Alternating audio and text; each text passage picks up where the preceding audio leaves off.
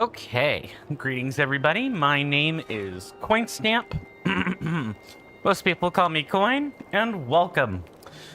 Welcome on back to another episode of The Legend of Zelda Tears of the Kingdom. Before we begin, I would just like to take a second and thank the people who have made it into this month's contribution cycle. Thank you so much to Michael DS, Monkey Funk 40, and Kanan QXQ, the gifter for Kanan QXQ, that is, for the purchase of the subscription packages. Please enjoy all the benefits that come along with that. And while I don't have any Patreon or one-off contributors, I would like to thank Raspy for the continued Valkyrie subscription this month. Much appreciated, good sir. Hopefully you guys enjoy the benefits that come along with those subscriptions. And even if not, thank you for the financial generosity anyway. Oh, nope, wrong one. Nope, it's this one right here. Let's get that right.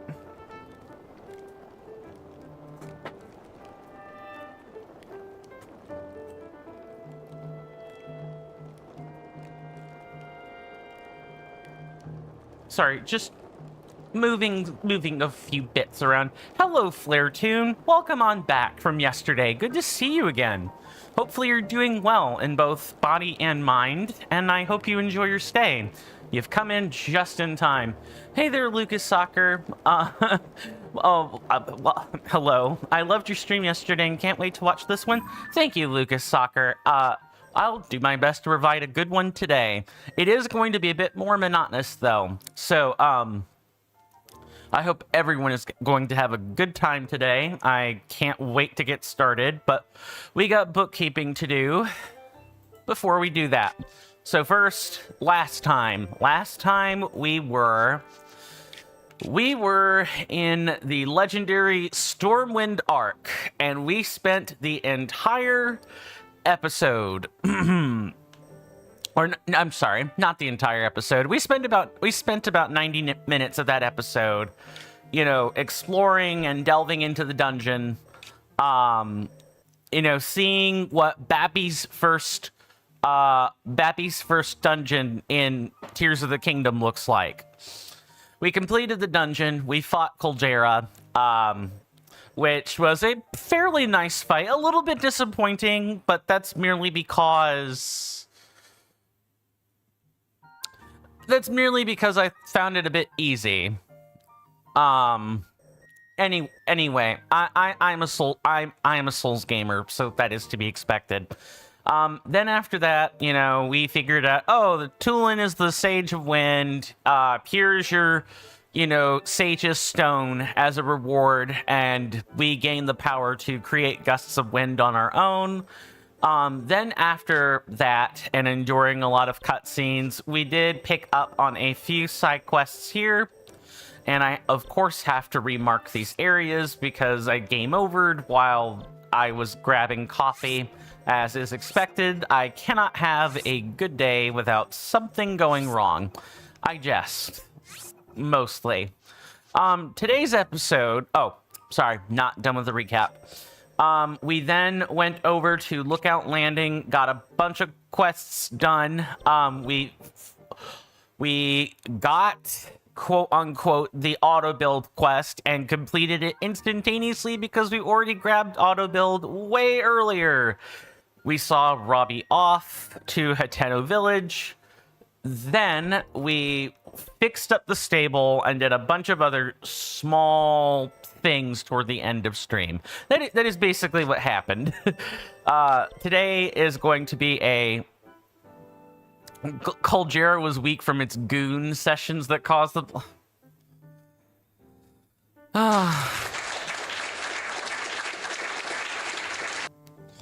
Me not that kind of orc.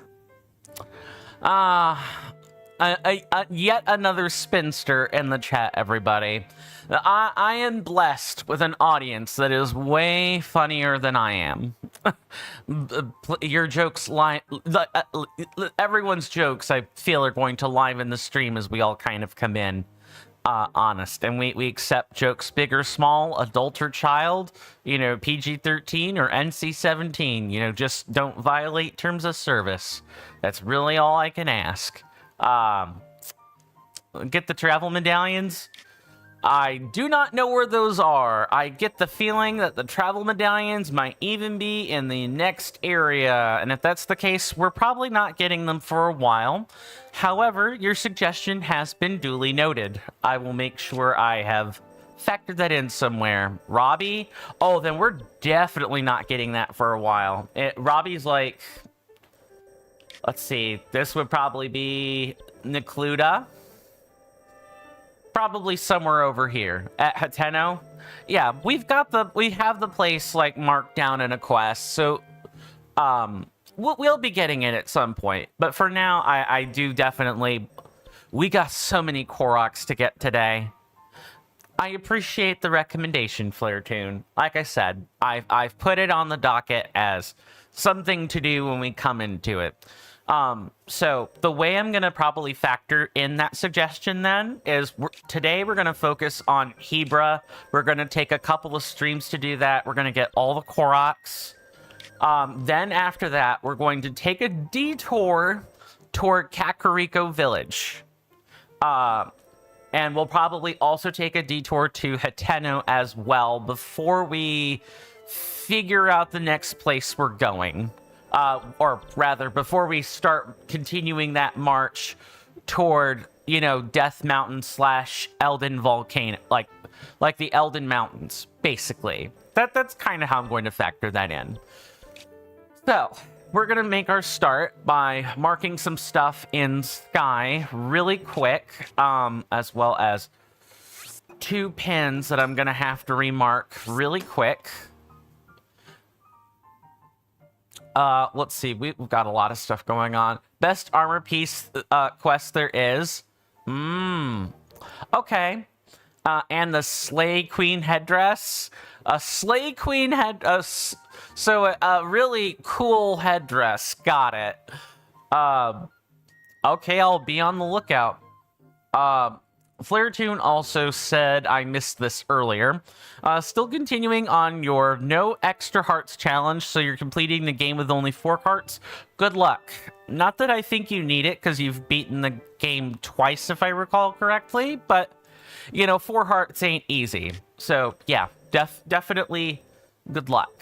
Alright, so there were 4 Koroks in this section of Sky. And that's kind of where we're going to start. Just got to take a second and mark them down. I realize this is a sort of tedious section of the game, but, we can't always have story bits everywhere. As NK and many other people that have been on the stream a while or on the Let's Play a while can attest to, the game, as an open world game, there are many, many, many instances of having to go around and just do stuff. Lots of stuff. Okay, I've marked those.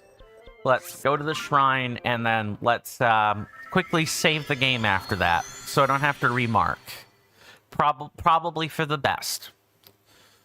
Okay, if you guys want to follow along, we are going to be using the object map in order to collect the Korok seeds. For you guys on Twitch, it'll be !TOTK MAP. That's what happened. It became hella cold. There we go. Kind of like this. That works. Yeah, for you guys on Twitch, !TOTK MAP will get you the object map. I'm using this to help me pinpoint Korok locations because I cannot be arsed to pick up 300 rocks. Sorry. Not happening. Not without a bit of assistance. Some places, the rocks make no sense to pick up. Outside of that, you guys on YouTube, you can access the same thing by typing in asterisk or star TOTK MAP.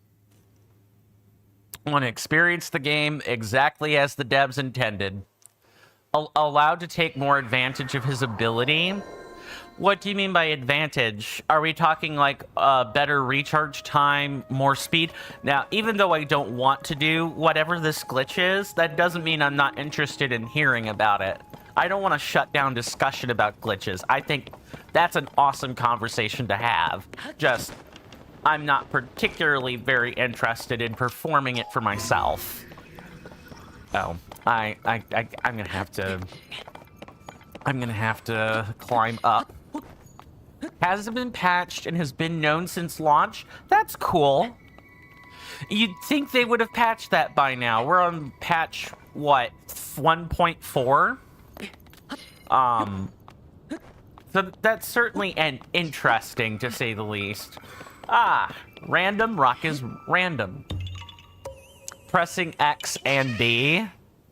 I'm gonna take it before activating the ability.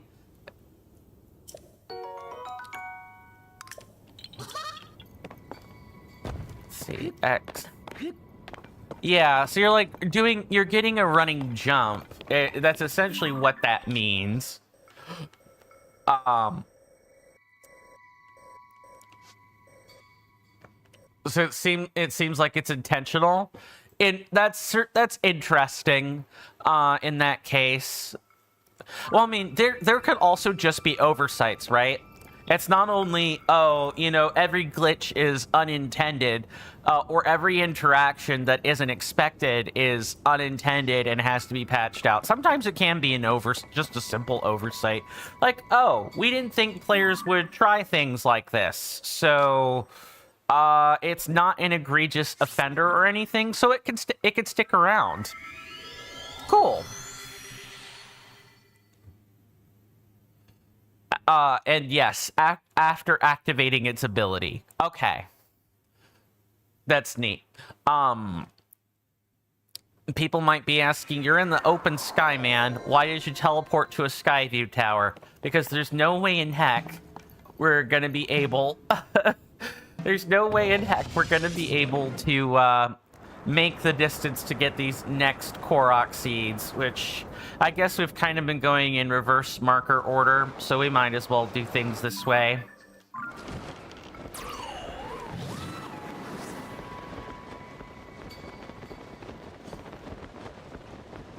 At least this particular ability recharges pretty quickly. I'm gonna go out on a limb and say that a lot of the champion abilities have,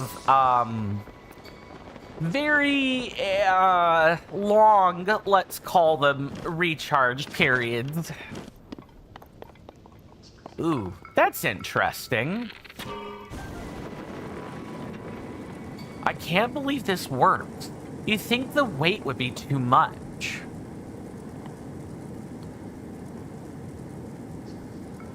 It pushes you forward in the glider, press B, and then quickly press X. Okay. Things to know for the future.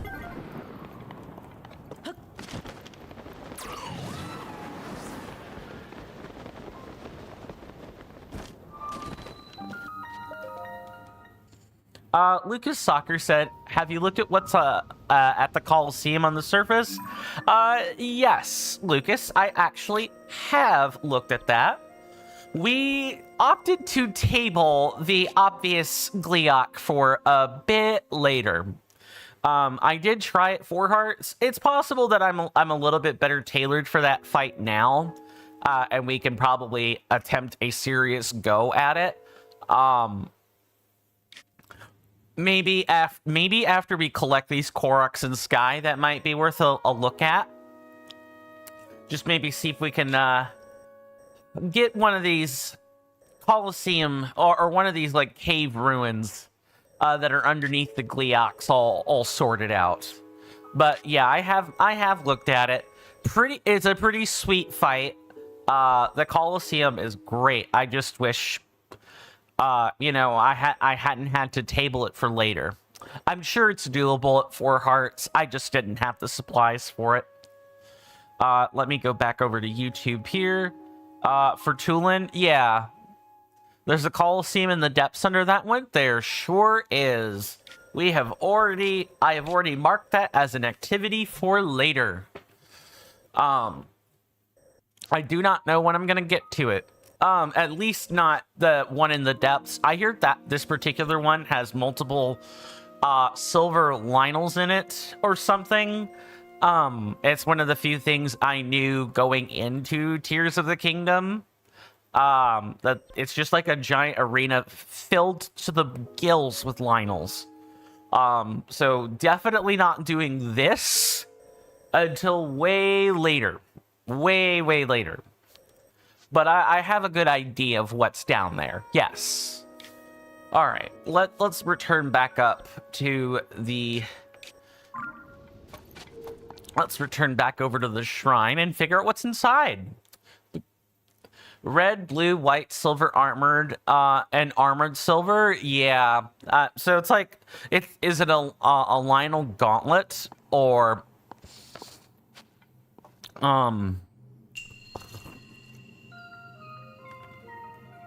more than defense? I'm gonna presume it's like you're either fighting 5 at once or you're it's like a gauntlet.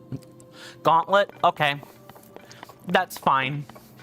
That's probably about as much information as I want. Oh, I probably don't want to be wearing that particular shield in here. Come on.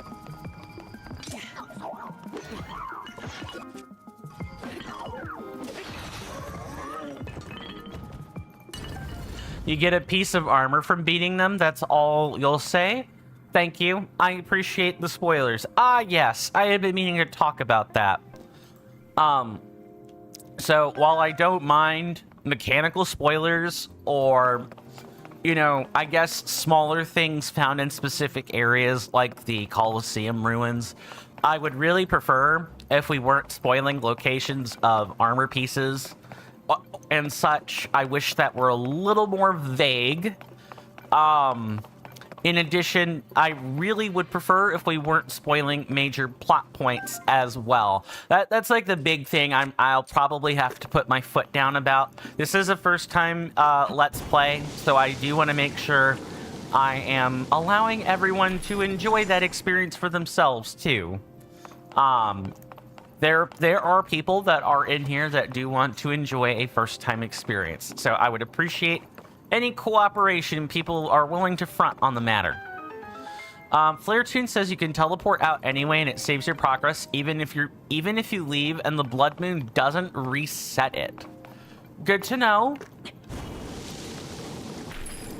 I'm pretty confident that if I were to step in that particular Colosseum now, we could probably wipe the floor with the red Lionel. And I feel pretty confident about the blue Lionel. I don't know about the rest.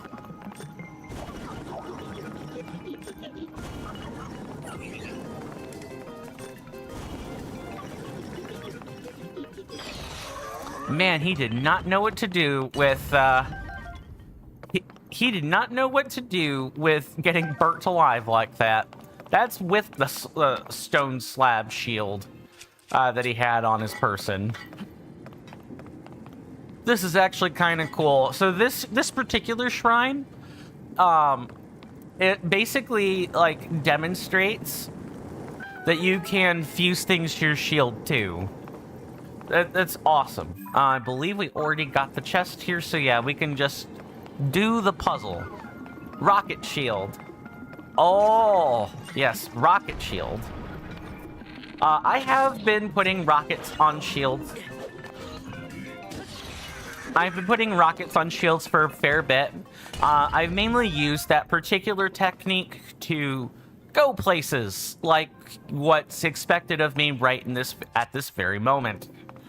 Okay, we're gonna grab. I guess I'll grab a bow while we're here and one of these nice shields, and we're going to totally not waste our mighty Zone Eye shield and grab a rocket. Allows you to cheese shrines. Yeah, I figured that would probably be the case as well. After all, you know, being able to essentially skirt the bounds of most puzzles is...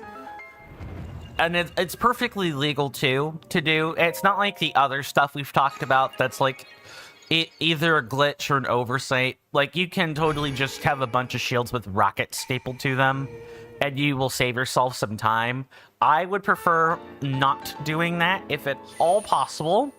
I want us to experience the shrines and the challenges in the intended way as much as I can. In some cases, like some Korok puzzles, I might whip out an auto build plan for if I can't figure out relatively easily what they want us to do, what vehicle do they want us to make, and so on. But that's a wholly different thing than cheating at the spirit of the challenge or cheesing it by skirting past it with a rocket or something.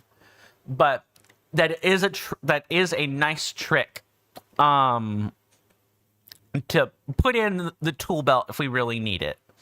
Tulin pumping works with other winds that blow you forward. Yeah, I can imagine that if you're glitching it out, it probably stacks with other stuff. I say glitch. I should say oversight until I know for sure.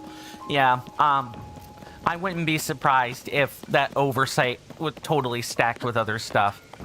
You can't use auto build in shrines? Yes. We at least have to do the shrines in the intended method. It's the Korok puzzles and other stuff in the overworld where you can kind of tease out by using rocket shield. Oh, I guess since you can't auto build in a shrine, right? You know, bringing in a rocket is kind of how you're gonna do that. Now that I think on it. Is this tethered to something? No, it's not. It's this weird wooden chest. They're usually metal or made of, like, zonite stone. Interesting. Can I take a picture? I do not need to take a picture. Okay. So, same deal here as what was back over in one of this island. Where is it? It's not that island. It's this one right here. We got a sage's, what is it? Sage's well from this exact... I wonder if we're going to get another one. Do the puzzle? I'm going to. Lucas Sockers asks, or says... No, it is a question. Do you like the Breath of the Wild or Tears of the Kingdom soundtrack better? I do like the Tears of the Kingdom soundtrack more. But I think that's mostly because there's more of a soundtrack in the first place. I need to hold that for longer, is what's got to happen.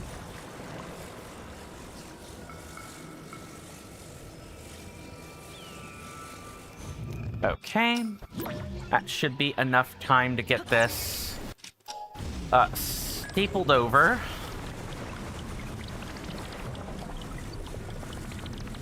Come on. Yeah, absolutely not. Yeah, absolutely not. Alright. We need to figure out a different way. It's probably definitely not... You know what it could... No, that won't work because the water will drain out if I try that. There's gotta be a nearby thing I can use. If they're expecting us to do this with wooden chests, good luck. Log? Where is there a log?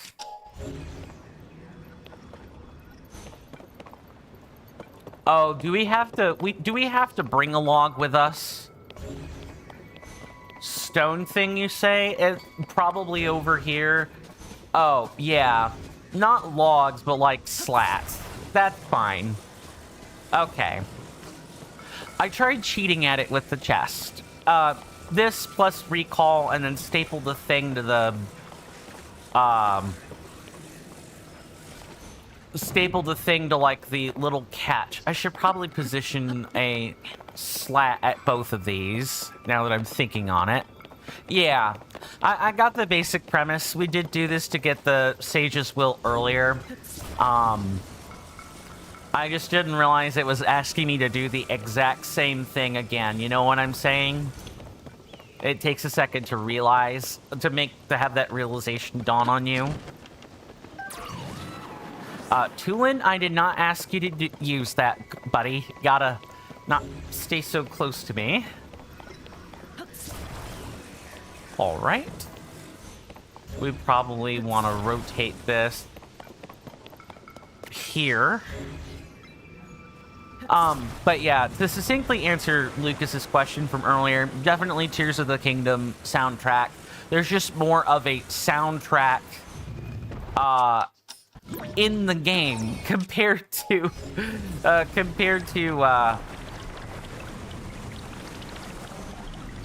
think I stapled it to the door.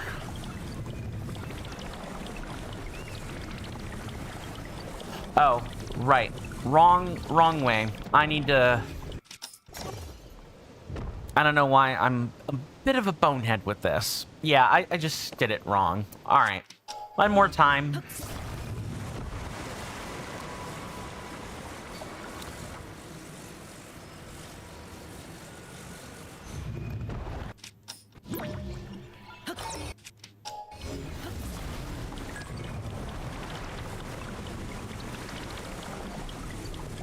There. That should work. All right. And I see some hardy bass. I'm definitely gonna grab those. And were those cold darners? No, they're like fake cold darners. Pizzas in Hateno? Yeah, that's what I figured. After all, you know, I know about the Hateno cheese. I know that's a thing too. All right, game. What do you want from me now? All right, so this time they don't even give us one of these. Ah, that's what they expect us to do. Yep, the Hateno cheese. Exactly. Wait, just wait. I'm gonna have to stop time here.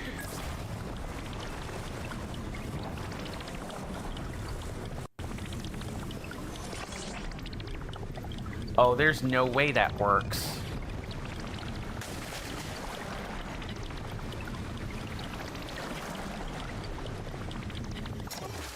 All right, that's clearly not how that works.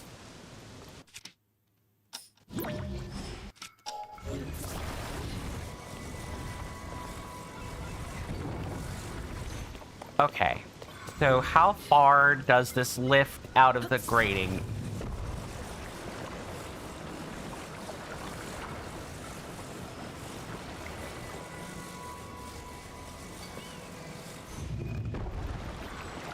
Okay, there aren't any other logs or slats. I wonder if I need to use the treasure chest here, now that I'm thinking on it. Let's try. Maybe we have to make like some sort of like weird latch thing using the chests.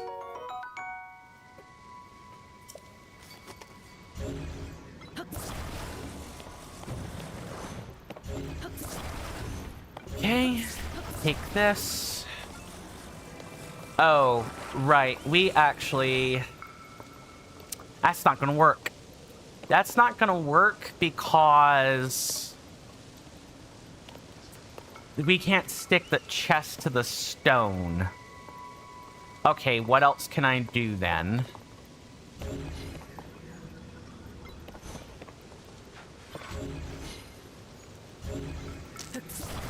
Maybe...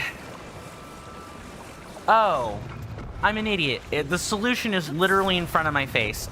Got it. I know what I gotta do. I got it.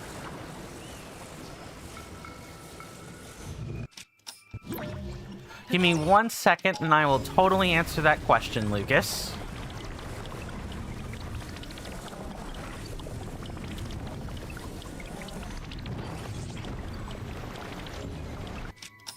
I thought the solution was in front of me. I guess not. Alright, what's going on then? clearly it's not so straightforward as I think it is. There's clearly something else I'm missing, and I don't know what it is. Lucas asks, do you prefer Rivali's Gale or Tulin's Wind Gust? Well, I think they accomplish different purposes for sure. I kind of like gaining height, so I'm definitely more of a Rivali's. Recall broke the glue? Really? Okay, so that's what was happening. Alright, I need to... So I guess what's happening is I waited too long to break the recall. Alright, we'll try that again. I like airtime, so, you know, I'm gonna prefer Rivali's Gale myself.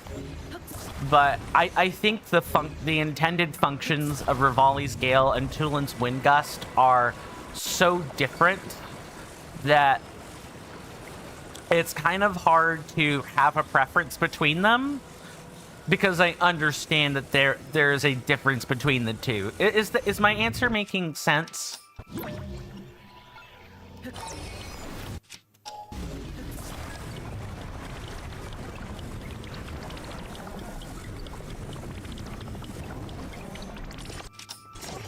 All right, got it.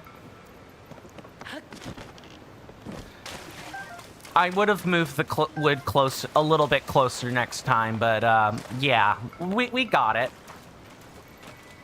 Really? Was that all there is? The chests were just in the water to fish out. Well, you know, it could be worse. I mean, now at least I know we have hardy bass for next time. Oh well.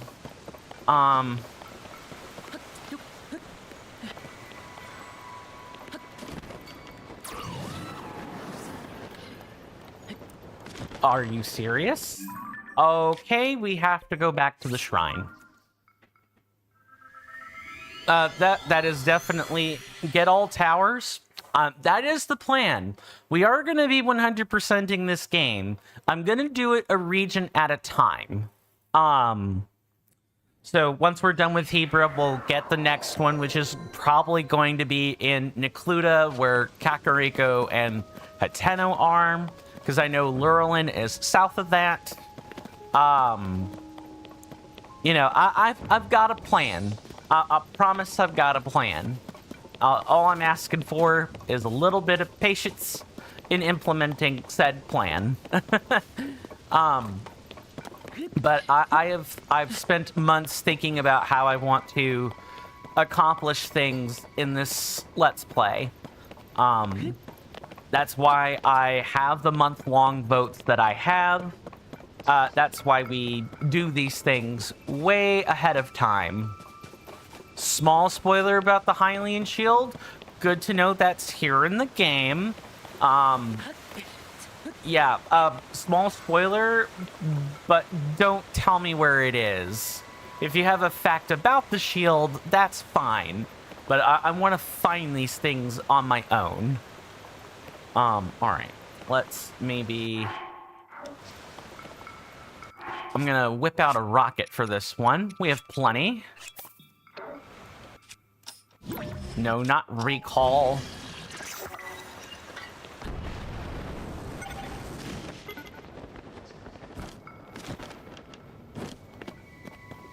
Okay, so this is the little island here. That's where that's supposed to be. It's around the same area as before. Okay, so somewhere in Hyrule Castle, probably it's not gonna be in the jail. We already went there. It's very likely to be in like the guards' chambers or something. We have not fully explored Hyrule Castle. We explored it a good bit, but I know we have not explored all of it. I've even bumped into some areas, you know, off camera, but I have done my best to tiptoe around those. Anytime I've bumped into an area that I'm not supposed to, I reload the game immediately, because that's something I want us to see together. I try to limit what I do off camera to grinding as best as I possibly can. All right, so it's like very much hidden.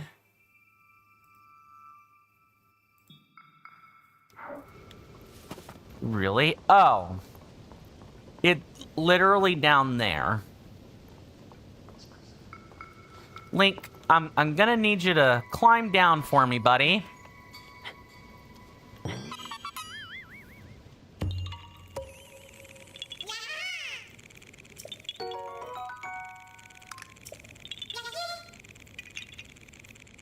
I believe that makes this at 247.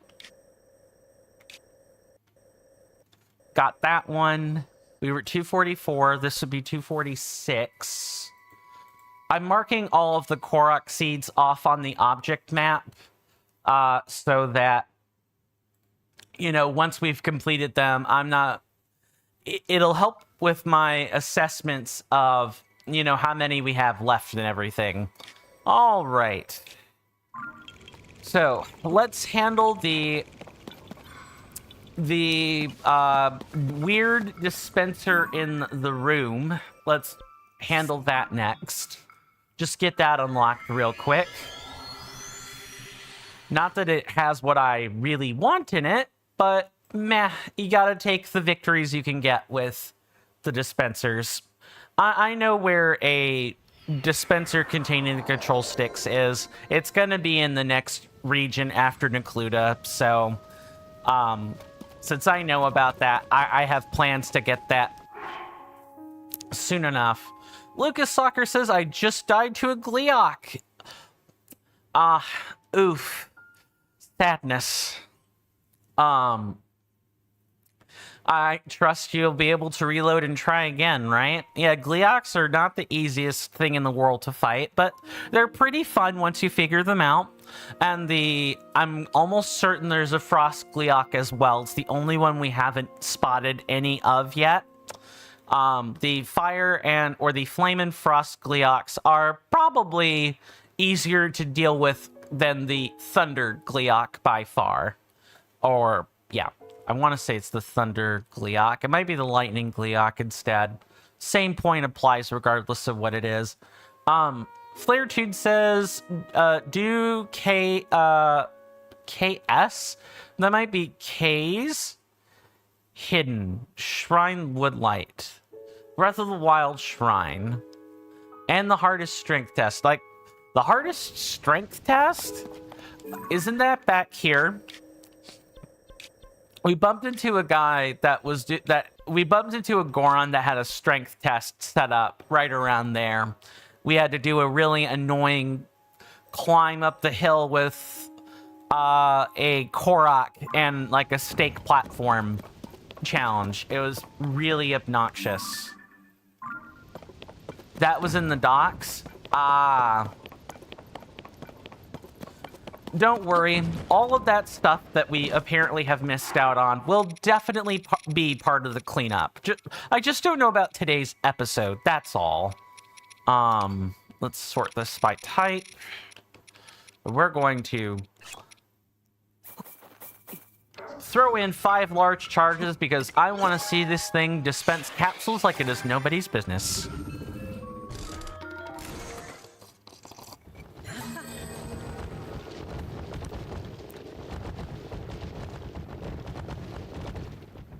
That is a lot of capsules. That's funny. I like that. I feel like we got a little bit of a bonus for throwing in large charges. That's funny. That's like moderately funny. To me anyway. Go to Terrytown once again. I appreciate the advice. We've got an itinerary. All I'm asking for is patience. One thing at a time. I guess the Zonai really like gambling. You think so, Lucas Soccer? Yeah, they probably did like gachapon style games. They probably did enjoy that. That said, I know gachapon or gacha games are quite common. The mobile games market is filled with gachas, unlike dead or like canceled gachas. Such as Dragalia Lost was one that I know everyone kept saying, "Rest in peace to Dragalia Lost." Yet another gacha claimed by Nintendo, something along those lines.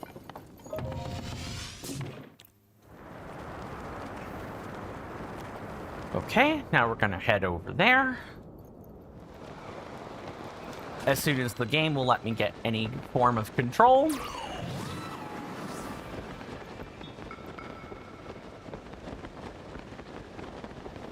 Come on, Tulin, charge faster. I jest. We'll either get there or we won't. Not difficult. Might be easier to go to the other one. Steering stick, rocket, big wheel, balloon, small wheel, fan. Interesting. Yeah, once we get the steering stick, I will probably make a few auto builds to save us a bit of time. Okay, we definitely want to go to this one then, is what I am looking at now that I can see the rail there. Why did there have to be a cloud blocking my view? Awesome. Speaking of, I hope everyone enjoys the thumbnail today. I did.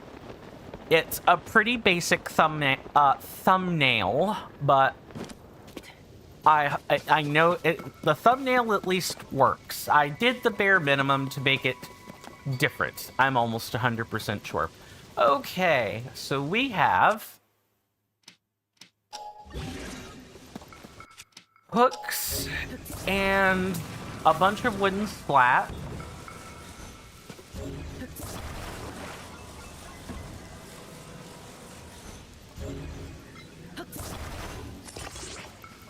Can, like, do something like this. It's pretty basic. You just put the hooks on the end and attach a fan to the back of the platform.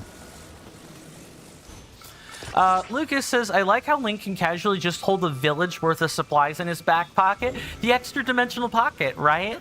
Yeah, I totally love the fact that Link can just do that. That's hilarious. There are endless theories. Some say he's got like a magical bag of holding. Some, of course, say that, you know, maybe he doesn't have an extra dimensional bag. Maybe he has a bag that shrinks everything. Or, you know, maybe it's magic. You know, everything he wears is magical anyway. So I wouldn't be surprised if the magic just magically shrinks items down. I kind of liken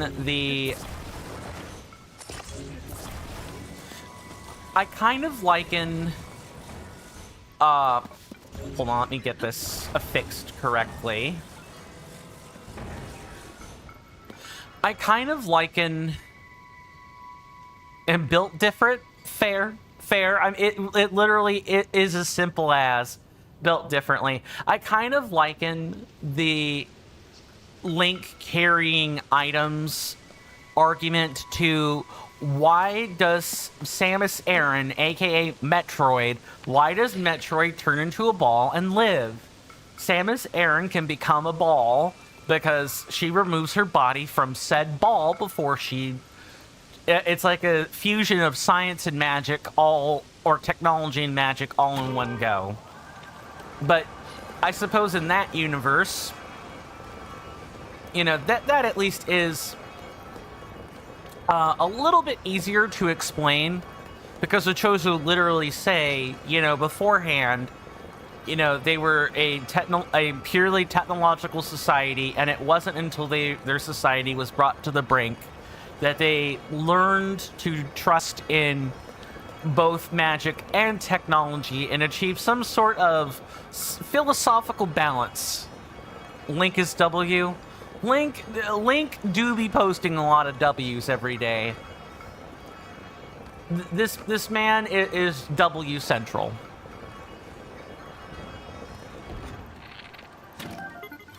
All right, we are up here now. I'm glad we made it up here. I hope things aren't as simple as get a chest, grab a Korok.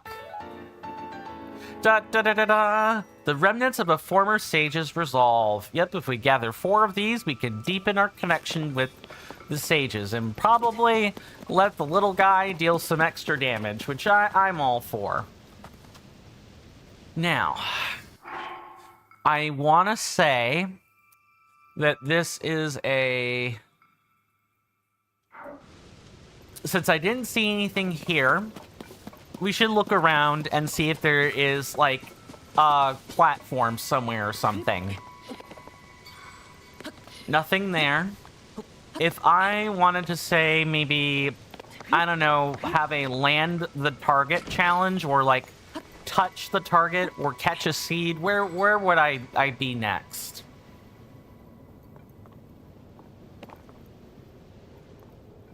Maybe on one of these other islands? Maybe say up there somehow?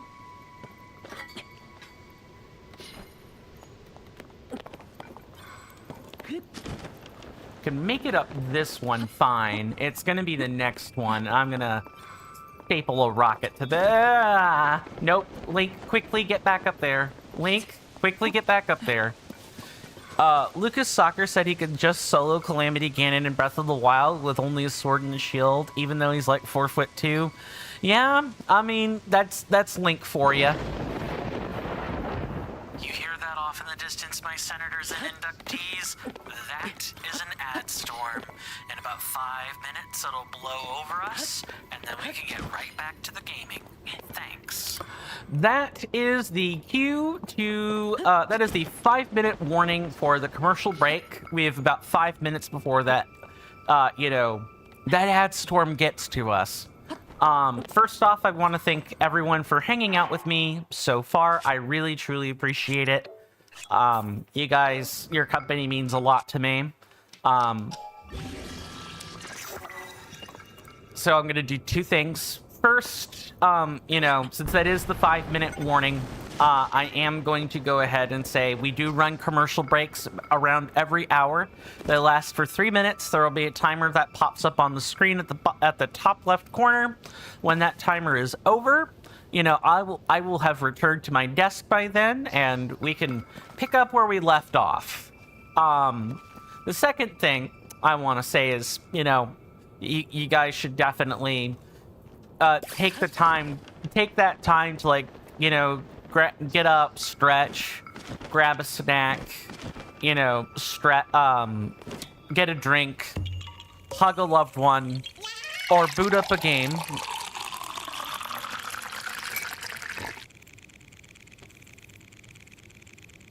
Thank you for that redeem, Mr. Lucas. I do not have any water, but I do have coffee. It is the closest thing I have.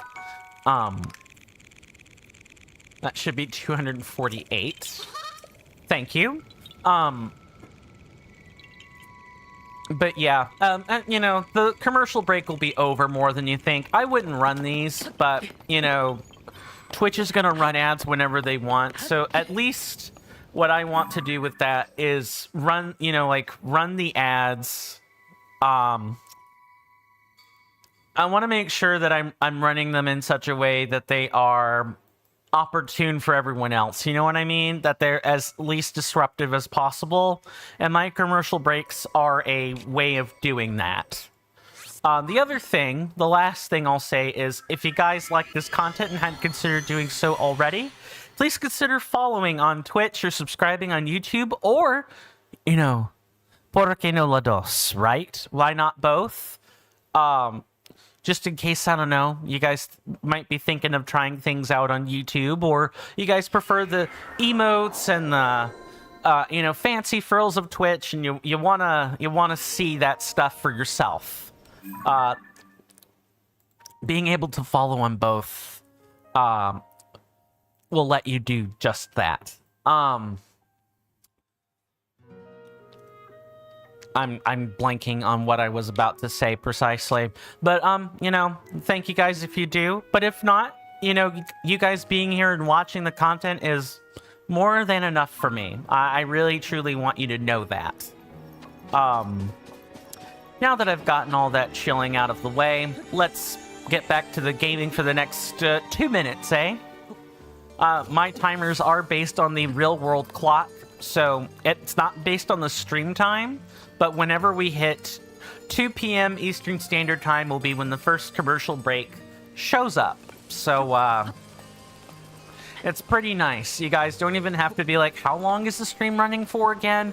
You could just look down at the bottom right or left of your screen, wherever your computer or phone timer is, and go, the real world clock. That he's going to be running an ad when it strikes 2. I'd like to think I have it set up pretty nicely for everybody, all things considered. It's also nice that the music tracks are the same. Rito Village is Rito Village.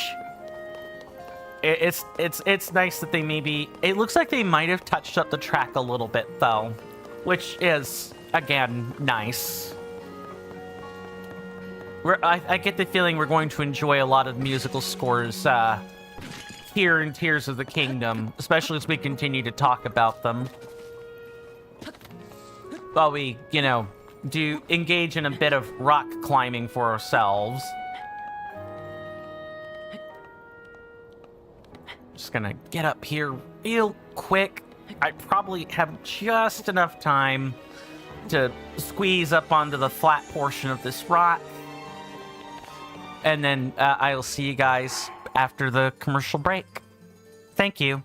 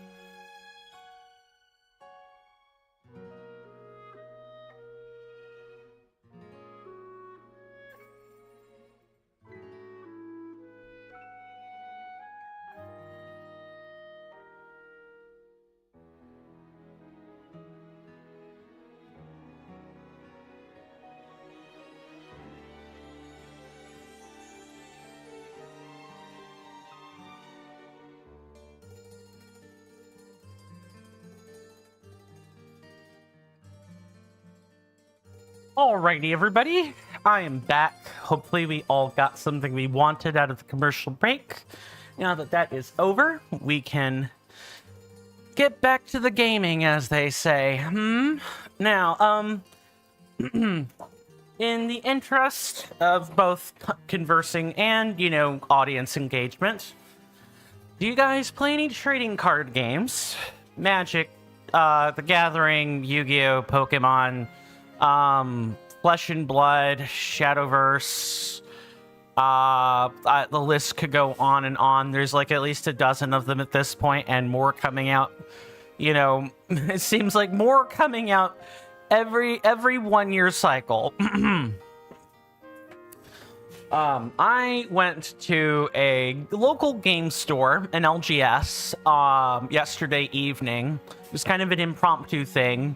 It was pretty fun. I played Magic the Gathering in my spare time, and well, I do have real decks that I can bring along with me. I've been proxying as of late, printing out cards on stock paper, for the express purpose of making decks, because your boy do be broke.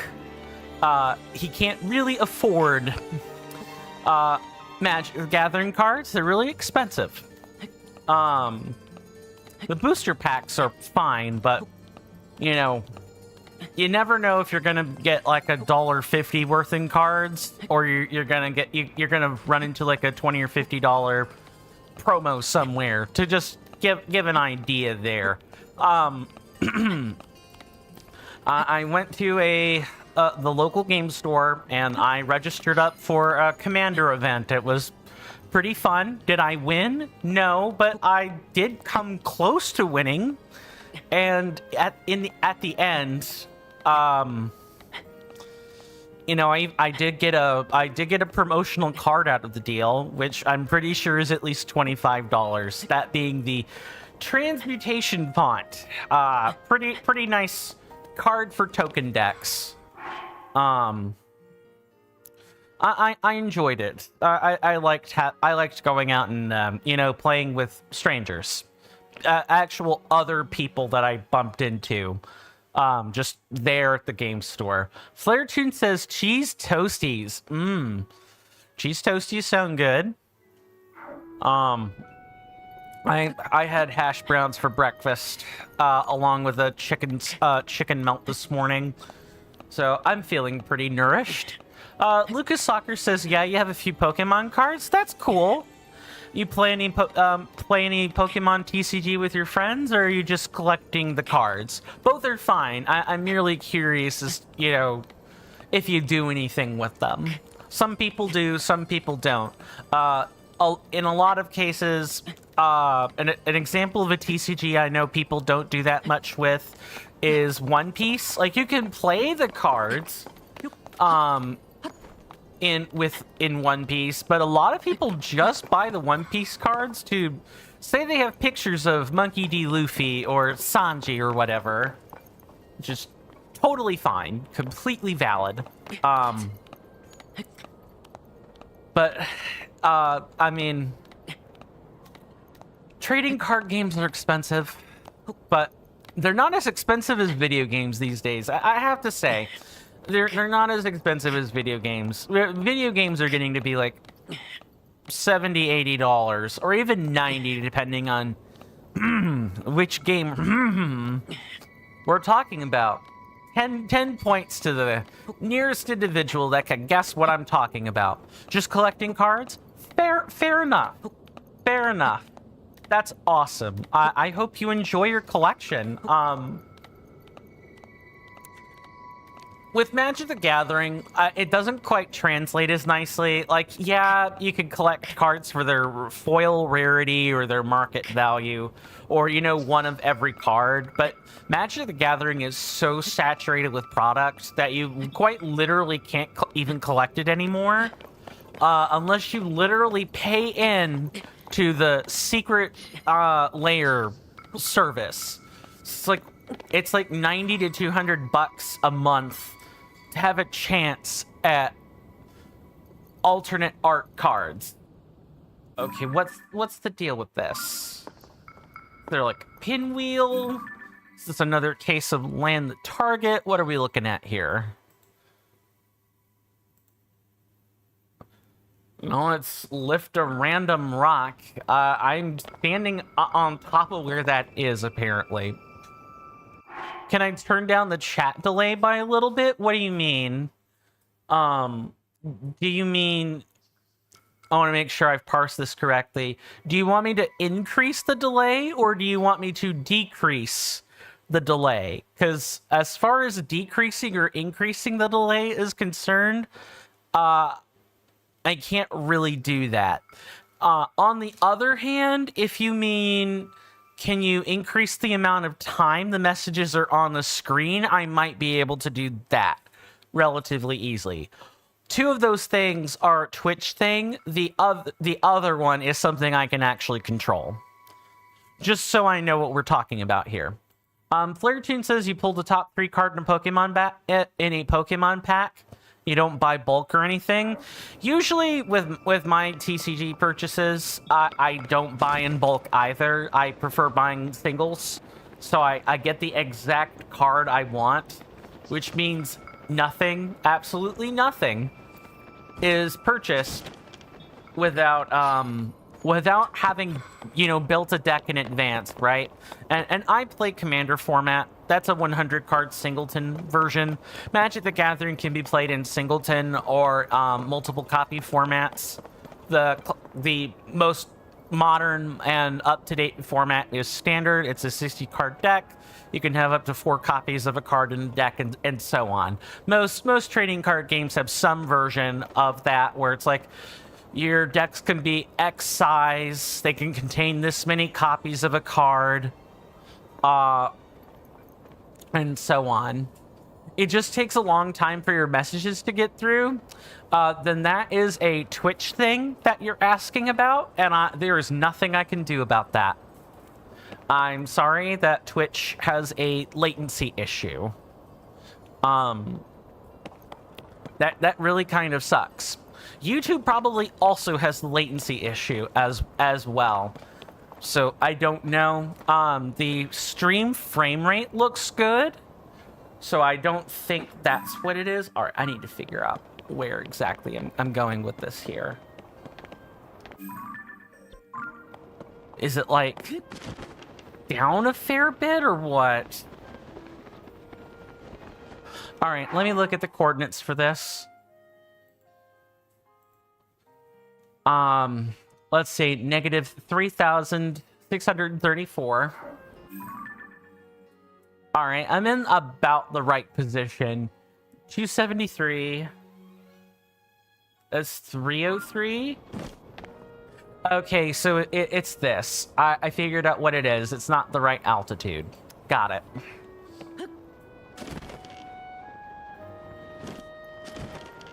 So it's telling me the rock lift is like here-ish. And there's no way that's correct. It has to literally be somewhere else.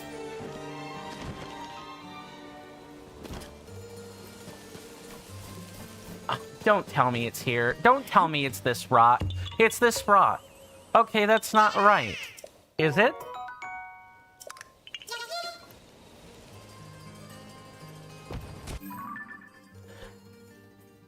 Okay, so according to the object map, it says the coordinate of interest is 273, but the actual position of it is 167. And, okay, I'll need to bear in mind that sometimes it's wrong. Thank you for the clarification there, Flaretune. Yeah, I do apologize for the latency. There's just not much I can do about it.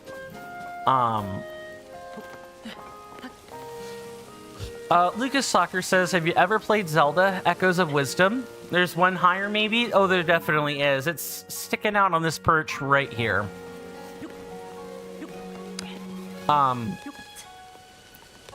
No, I mean, I do want to play it.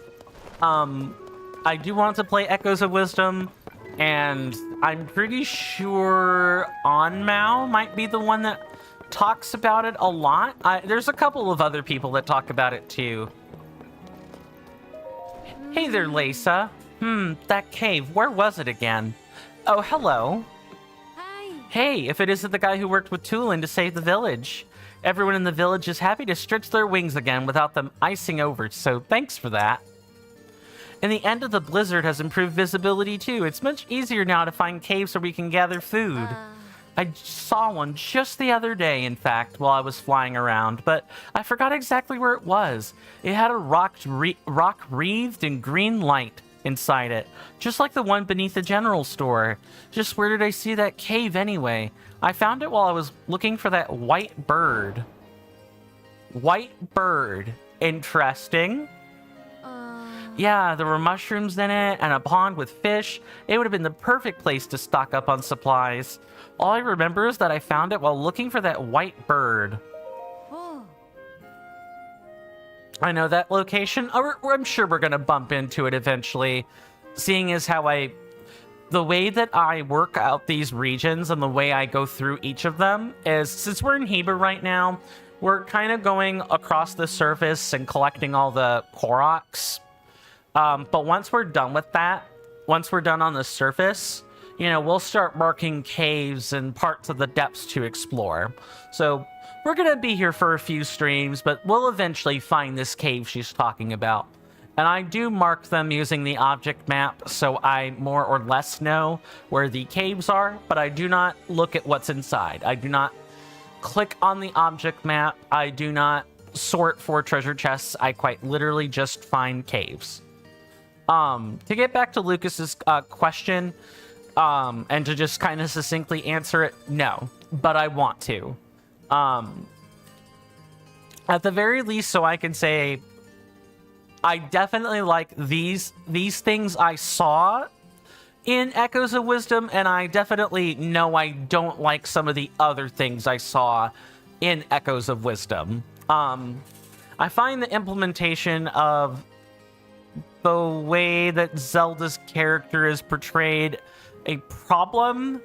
I take issue with the game's in-house reasoning. I do not take an issue with the mechanical limitation or what Aonuma did or didn't want to do. I just wish they would have explained it better, maybe tailored some dialogue better. That's just based on what I've seen of Echoes of Wisdom. Yeah, have you ever looked up at the peak of the spire here in Rito Village? That bit jutting out sideways looks kind of like a perch, right? Bird's perch, right? We call it Va Meadow's perch. Part of my morning routine is to head up there and bask in the sun as it rises. That day I was getting some sun up on the perch, same as always, just when the dawn was breaking. Right about then, I looked to the west and saw a white bird resting atop the long shadow of the perch. It's weird for a bird to rest on a shadow, right? I was curious, so I went to go have a look where I saw the bird. The thing is, I couldn't find the white bird again after that. Instead, I found a cave entrance. It's kind of like the white bird led me to the cave. I don't know why I can remember all of that so clearly, but not where the cave was.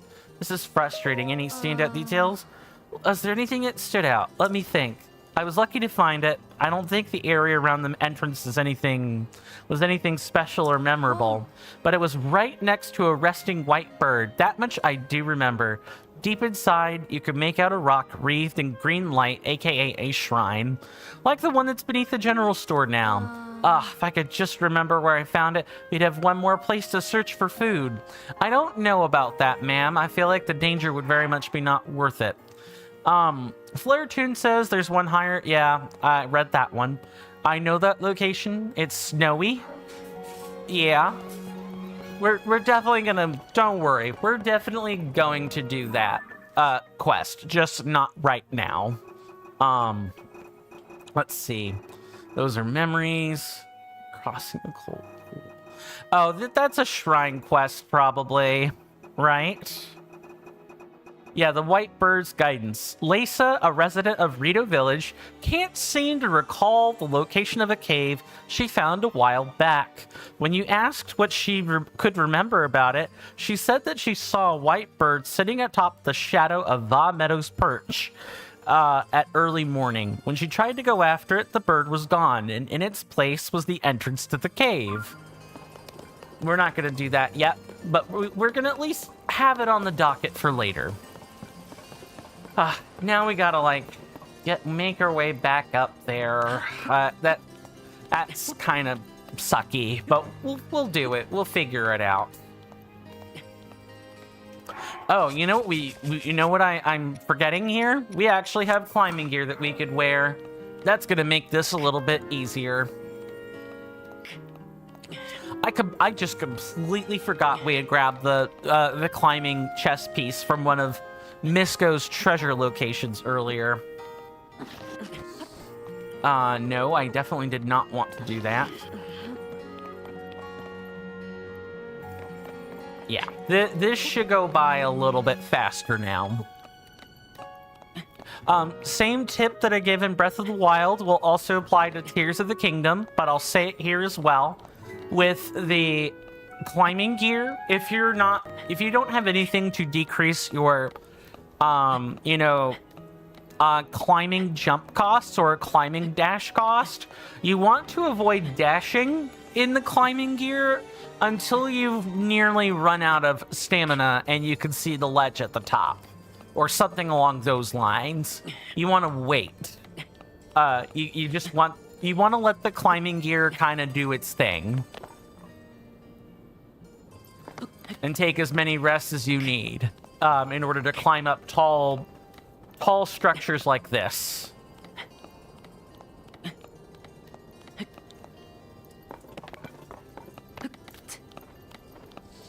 And before we know it, we'll be back up at the top where we, had I known that particular random rock near the shrine was where the Korok actually was, I would have just warped to the shrine, picked it up, went up to the top, and we could have already been working toward our next set of Koroks. Oh well, such is life. C'est la vie, right? But I had a good time going back to the local game store again. I had a good time. Me and my sibling both went. We registered as a pair. We didn't get to play, as a team, but we did get to play together at least. We both brought our decks containing real cards, and my sibling came pretty close. Then again, Elf Ball is usually a bit of a cracked strategy anyway. Sorry, that's make a bunch of elves, swing wide for damage, and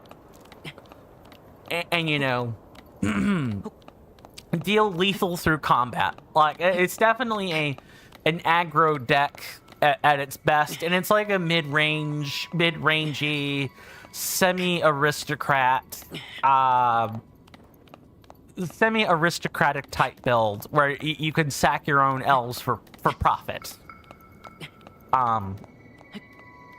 The types of decks I play just typically don't stand up well to early game pressure. Just the kind of person I am, I suppose. Okay, that's too steep, and I apparently lost some traction. Cool. All right.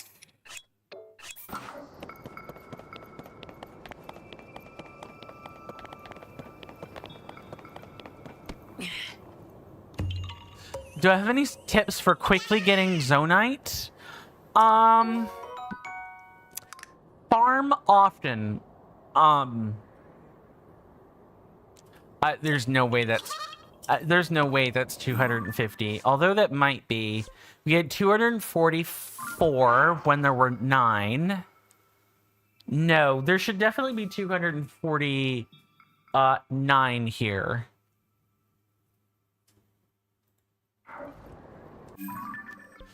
Let's see what we collected. 6. No, but we collected 6. 10, 11. There might have been 8. Yeah, there was 8. That's why my count was wrong again. Oh, this is frustrating for sure. Wait a minute, who asked that? Oh, you moved to YouTube. Okay, cool. Do I have any tips for quickly getting Zonite?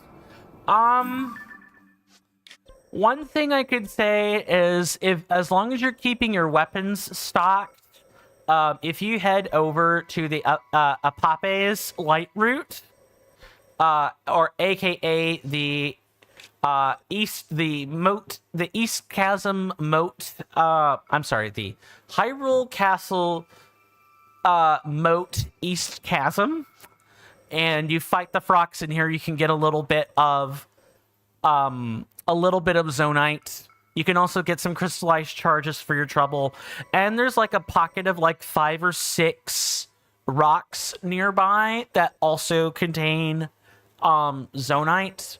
Other than that, your best bet is going to be to visit these mines, the Gustav Canyon Mine, the Daphne's Canyon Mine, or the Hylian Canyon Mine.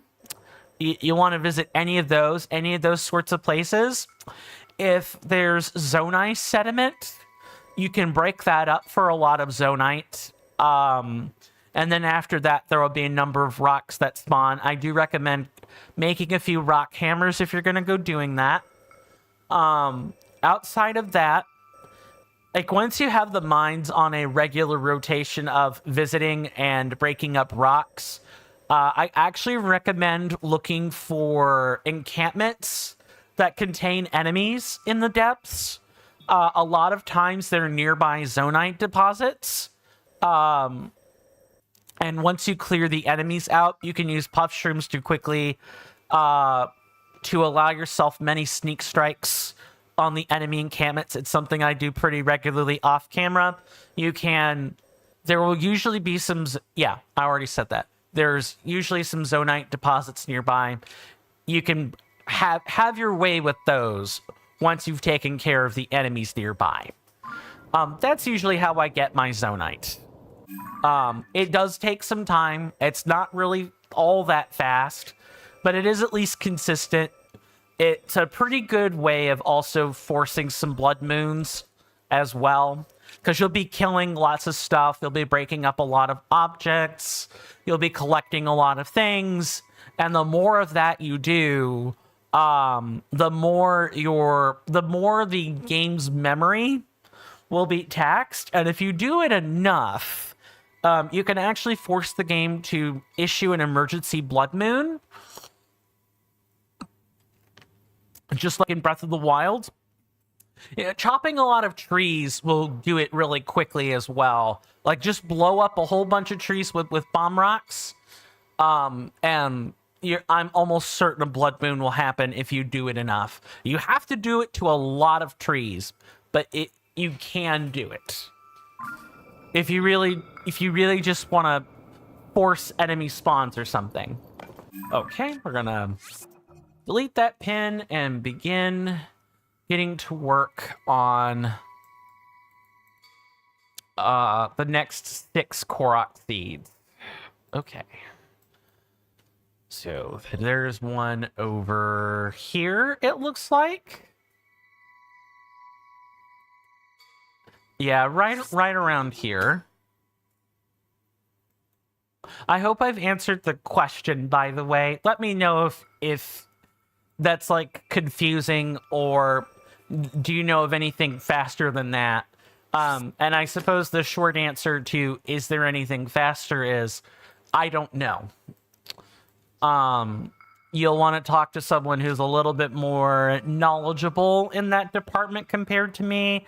I can only tell you what I do to get ore quickly. Usually in like a 20-minute session when I go farming for ore, I could get 200, 300. Around, usually closer to around a 200 department on ore. And that's not counting any large zonite that you get as well. Okay, I got all the ones. I've marked all the ones around the Lake Totori area. Okay, so we want to be marking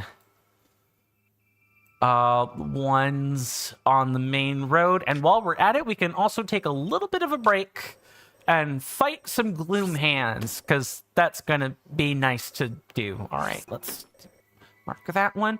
You're welcome, Lucas Soccer. Absolutely, anytime. Of course, glitches will always get you the stuff faster, but as I have expressly said many times, you know, although the glitches are interesting, they are definitely not something I'm looking to do. I'm almost quite sure that Flare Tune, or if Mr. NK shows up, you can ask him. Both of them know their way around glitching, and I'm sure they can introduce you to the inventory duping glitches for Tears of the Kingdom in specific, if you find the farming frustrating in this game, as some people have previously said on the stream before. I do want to thank the person who came in and followed earlier. Much appreciated. I do keep follows anonymous, which is why there wasn't a noise or anything. That's just it like curbs the disruption, and B, most people on Twitch that follow kind of just want to follow and be in the background, and that's totally fine. That's totally, completely fine. I hope you enjoy the free emotes and sweet Twitch benefits that come along with that. Lucas Soccer says, I know how to dupe, you just really don't like to do it. Same here, although I don't know how to dupe, so I know the concept of duping. I know that there are ways to dupe, and I know where I can find the videos on it. But what can I say? I like experiencing games as they are. You know, I'll leave it to press A, or you know, I'll leave it to, what is it? There's like a couple of Zelda channels that go over, you know, relevant Breath of the Wild and Tears of the Kingdom glitches. I know that there are, heck, you can probably even watch a Point Crow VOD and you'll see the man doing a few glitches to go faster in the game. Like, even just watching those will teach you something. Because Mr. Point Crow will often answer questions. He's really insightful, really informative, very funny chap. If there's any guy I recommend watching, it's Mr. Point Crow. Mr. Marino is very funny.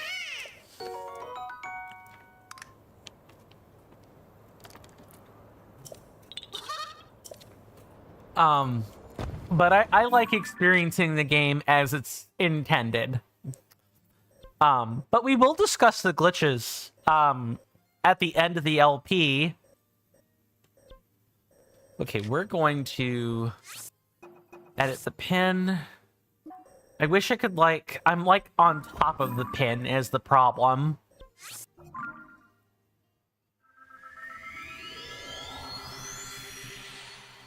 So I'm gonna warp and then see if I can't get the pin off. I like doing things as we go so that we don't have to clean them up later.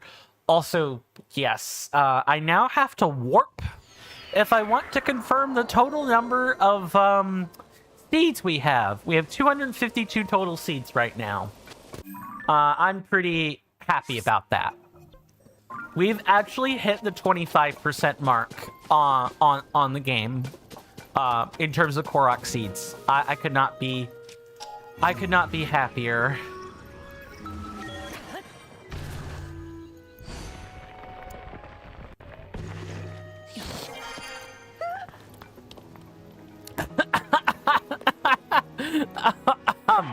Oh my god, that's funny. It's just asinine. Oh my god. He just freaked the heck out. Which, to be fair, I would too. If someone came ghostbustering their whole butt up through the floor, I would go, magic does exist. It's real. And I would, like, you know, promptly run away. I actually would internally freak out. That's funny. That's too funny. What's my favorite kind of unfused weapon in the game?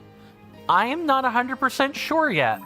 So far, I would still say that my favorite unfused weapon is probably either the Zonite Spear or the Magic Scepter or the Magic Rod. Just because they're very flexible. If I want to put a strong horn on a Zonite Spear, I can do that, and it becomes a good attacking weapon. I could put a gem on it, and it could become a nice staff if I want it to. I also like the reach on the Zonite Spears in particular. Oh, also, we should definitely have the climbing armor on, or we're gonna have problems.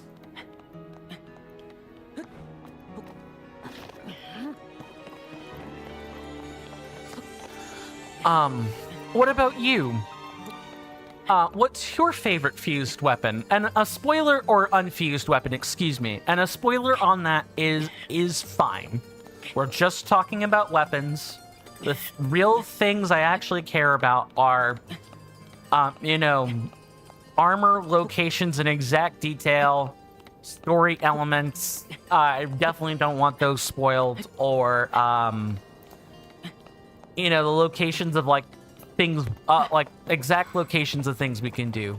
Your favorite weapon is the Scimitar of the Seven? Interesting. Is it, out of curiosity, why? Is it like the appearance? It's definitely a lot better when fused, though. Makes sense. I wanted to like the Scimitar of the Seven when I found it in Breath of the Wild. And for the record, I do think it's a beautiful sword. I just hated how lackluster the Scimitar was in comparison to a lot of other weapons you can find. Now, again, I'm using my Breath of the Wild experience here, but I would say definitely, in Tears of the Kingdom, I think my opinion might change depending on, you know, what I can staple to it. I bet if we find a nice, good, strong stick or something, we can, like, the Scimitar could be its own powerhouse.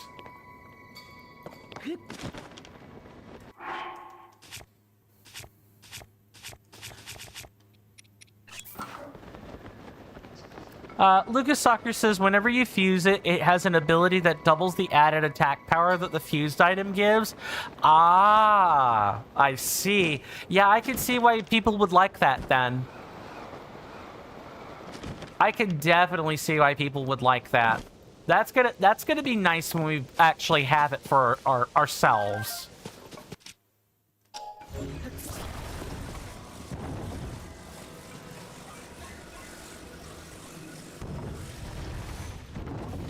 Oh, really? Okay. Also, okay, no. I don't think the underside matters all that much. It's probably like this, if I had to guess. Yeah, there we go. It's kind of overpriced, though. You need like 3 diamonds? Yeah, that's like way worse than like the bow or other things you could make, probably. That's wild.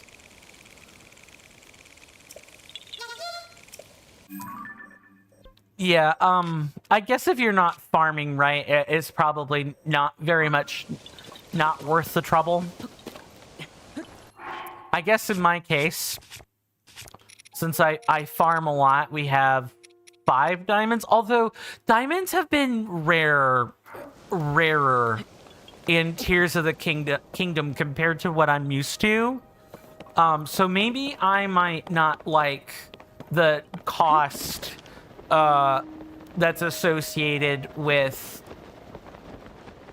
using diamonds for a weapon like that. But since it's doubling attack power, though, I would say it's at least worth it if you know you want the added attack power, right? Like, there's a good reason to go and get it. Whereas in, you know, Breath of the Wild, there was never a reason to grab Daybreaker or, you know, the Scimitar of the Seven. There was no reason to do that. It was never worth the resources to get. Like, absolutely not. Oh. Really, guys? Really?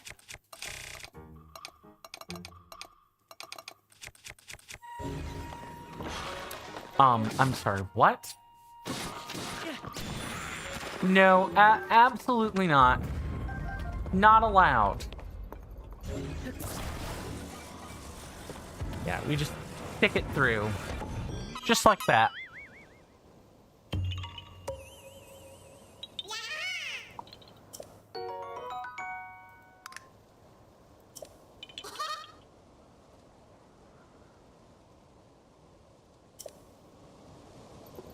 So, but you've at least put that on my radar for things to consider in the future. Also, my sibling has beaten this game. I have not. They were one of the contributing votes that pushed me toward playing, you know, Breath of the Wild and Tears of the Kingdom in the first place. They did beat this game, and they have given me a little bit of a primer on what to expect. Mainly just the... mainly just that there's a lot of grinding. There are very annoying things about, do I want to know where to buy it or no? Definitely not. Talking about the mechanics is fine, but I want to discover locations of things for myself. I really appreciate... I just want to highlight your statement there, Lucas. This is how I would like people to, you know, ask if they want to spoil things or not. I want them to do what you just did. You asked, you want to know where to buy it or not? And I like that you've respected my no on my no answer on that. That's how it should go. That's absolutely how it should go. Unfortunately, I find that when people get excited about the games they like to play, or, you know, it's kind of the... How do I describe it? Do I call it a parasocial thing? I don't think so. But I find that when people get excited, they almost kind of can't help but spoil certain things about it. Some people have been very forward about that. I don't hold any blame or harbor judgment. It's only a tad bit frustrating. That's all. Speaking of frustrating, are we gonna find a frustrating Korok puzzle? I don't know if I'd call this frustrating, but I'm sure a frustrating one will be coming up.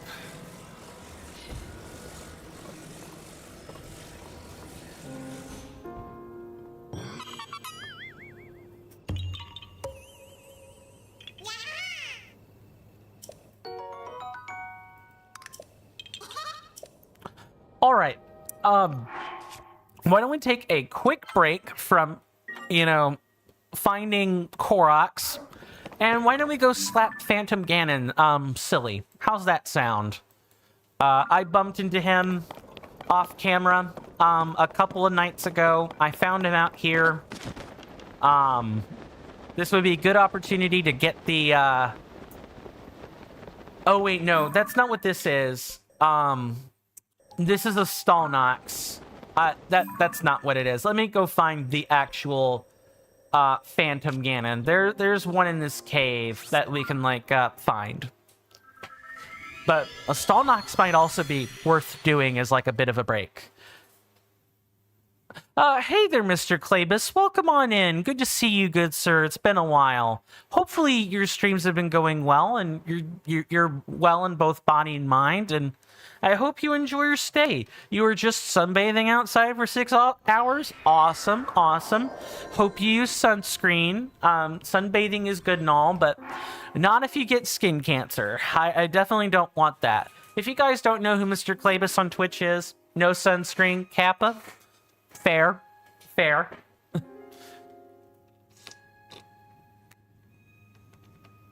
UV index was 1? Okay. So, yeah. As long as you took some precautions or took breaks, you know, that's all well and good. And ultimately, it's your life. You live it how you want. I'm only showing a bit of concern. Anyway, for those of you that don't know who Mr. Klebus is, he plays a variety of shooters or other games. I've seen him play horror. I've seen him play Death Stranding, Fortnite, quite a few other things. If you guys want to check out his channel over on Twitch, here comes the shout out for that.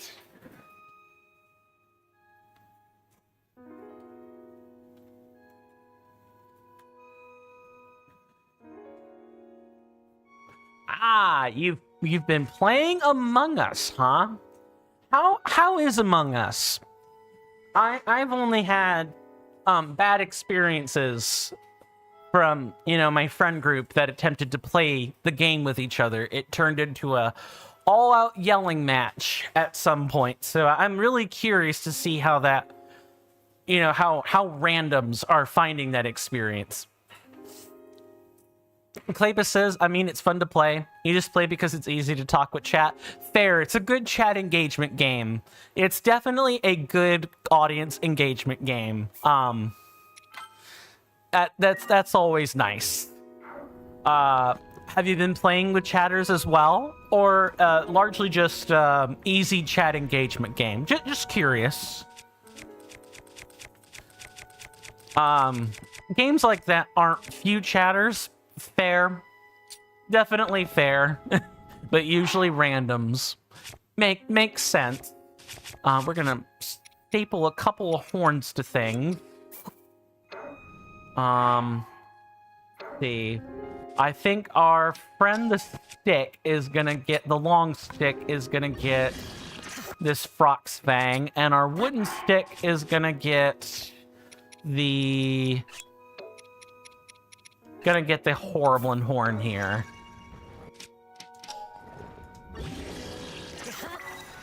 But yeah, usually randoms. That's good. I hope it's been enjoyable.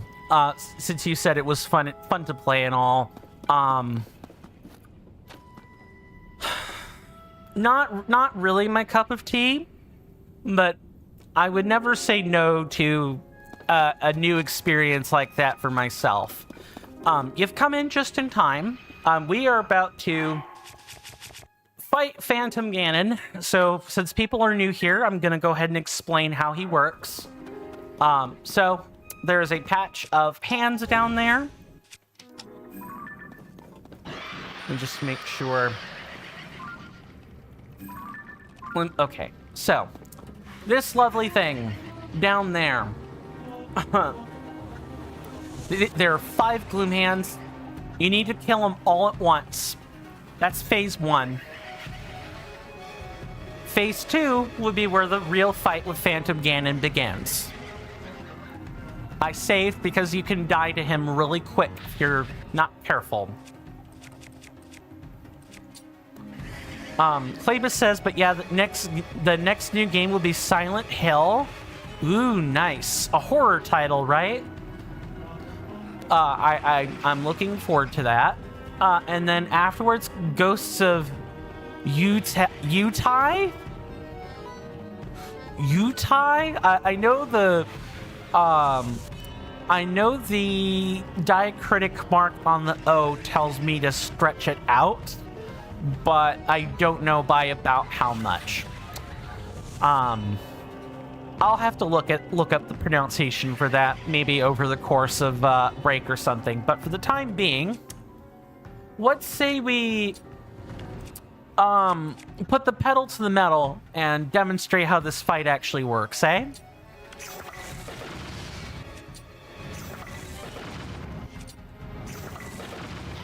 This part is fairly easy.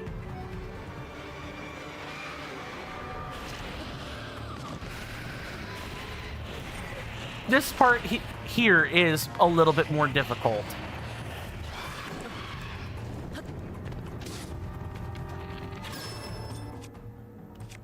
We should switch to a single target bow here.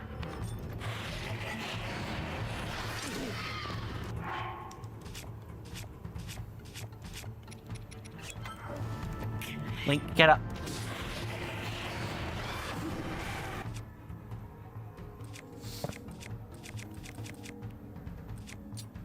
No, wrong one. This one.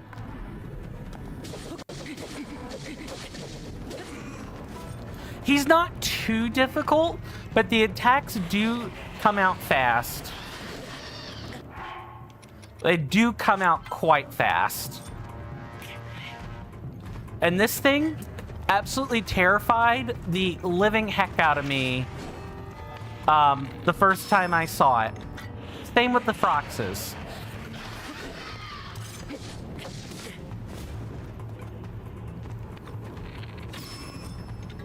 Come on.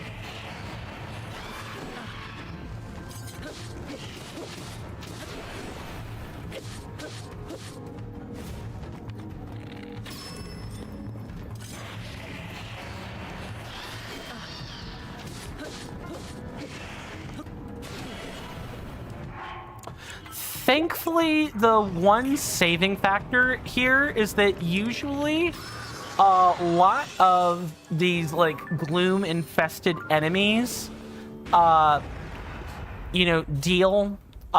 their damage to you in the form of reducing your maximum health. Phantom Ganon doesn't do this, but he hits quite a bit harder as a result. So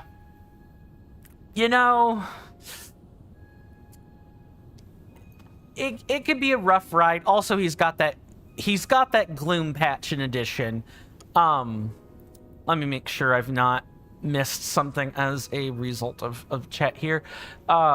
Lucas Soccer says, do you think that killing a like and then reloading the game before you kill it over and over to get the item you want from it is considered cheating? I wouldn't call it hard cheating, right? I would call it exploiting an oversight in the game.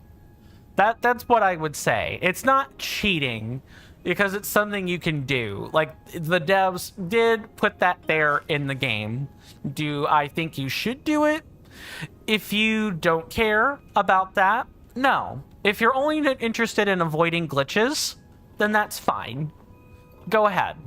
If you do care about that, maybe think twice. That's all I'm saying. Hey there, PieDog Studios. Welcome on in. Good to see you. Hopefully you're doing well in both body and mind today, and I hope you enjoy your stay.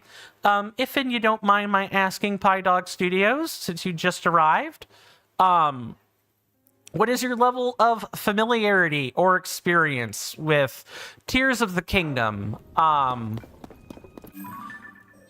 I am not necessarily new, to like this type of game, I did 100% Breath of the Wild about a month or so ago. I am relatively new to like the Tears of the Kingdom experience. What? Do you want me to repeat that again? Let me try repeating that again. Have you played Tears of the Kingdom before? Question mark. And if so, have you beaten it? Is it a new game for you? I'm just curious.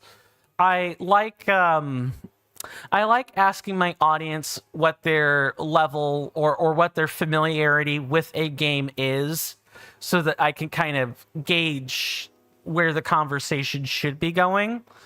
Should I take more of a mentor type role, or is it more like we can enjoy the first time experience? It's like it's definitely a curiosity question.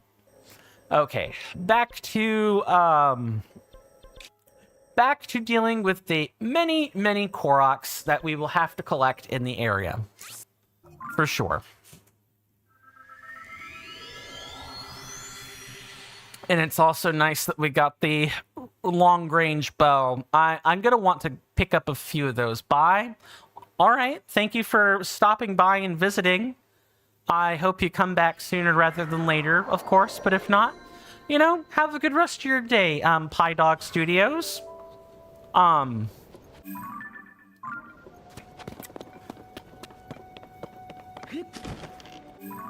Okay.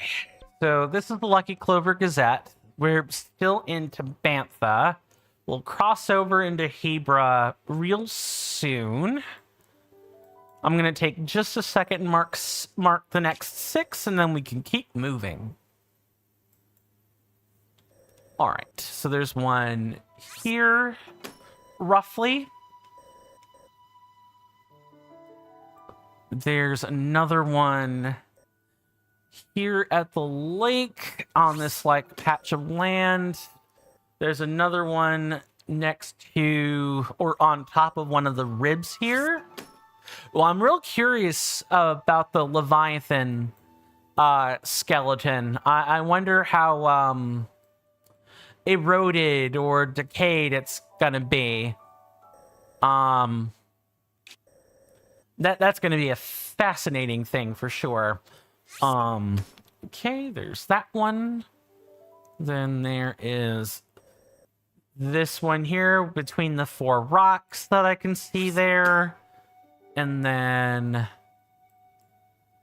there's another one nearby a cave, which I guess we might want to dip into. I think there may or may not be a shrine there.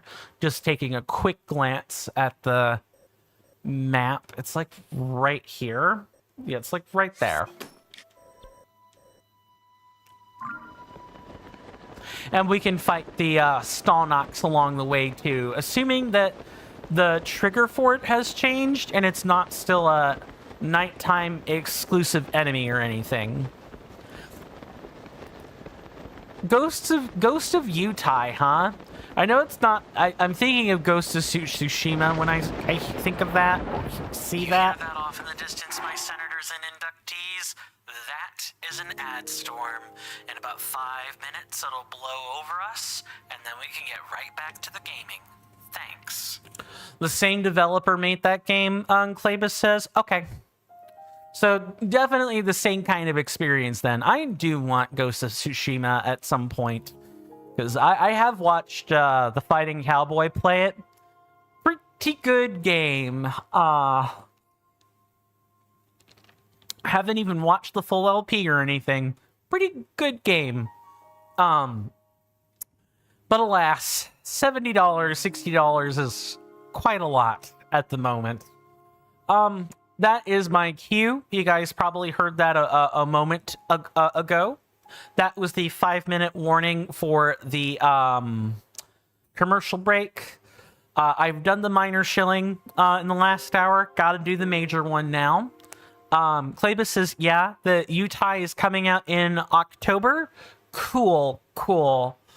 Then I suspect the Fighting Cowboy will probably be covering it real soon, and I can look forward to vicariously watching the LP through him, as well as maybe 1 or 2 streamers that are doing it as well. And before I shill, I should also answer Lucas's question.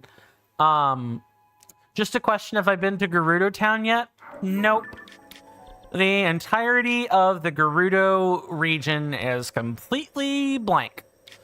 This is yet another indicator I use to let me know, have I been to a region or not? If I'm not sure or I want to demonstrate, I can quite literally pull out my map and say it's blank. So no, I've not been there yet. I've talked about the free, easy methods to help the channel grow. Please consider, spreading the channel's reputation by word of mouth. You didn't want to say anything about it? That's fair, Lucas. That's fair. I appreciate you asking rather than saying. I really want you to know that. And of course, you guys being here is more than enough for me. But if you do feel like being financially generous, first, let me demonstrate this real quick. So if you guys want your names read on plaques on the placards at the start of stream like this, that is the bare minimum of what your financial generosity will get you. As well as, access to thumbnails earlier, like up to 24 hours early before the stream starts, or more if I can help it. You also get access to a couple of extra goodies, and if you're on Twitch and you have like a Prime Gaming sub or something, you get most of the same benefits. For you guys on Twitch, I recommend looking at the underneath the donations panel or in the link tree below the video player. Both accomplish the same thing. For you guys on Twitch, in the description will be a link to the link tree. Please peruse that at your earliest convenience and or whenever the heck you feel like. If you got any questions, I'm more than happy to answer. Otherwise, that's about as much chilling as I want to do. Once the top of the hour strikes, we'll transition to a commercial break. That'll last for about 3 minutes.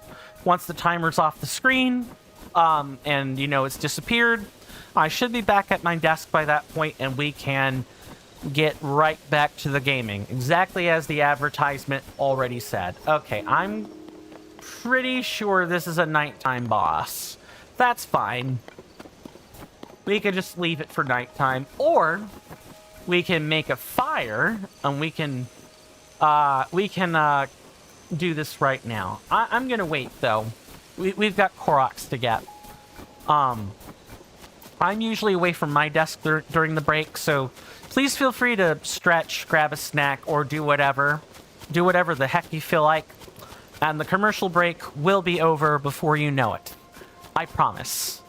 I'll do as much as I can in the next 10-15 seconds, and then I'll pause the game. Anyway, thank you guys for being here today, and see you after the break.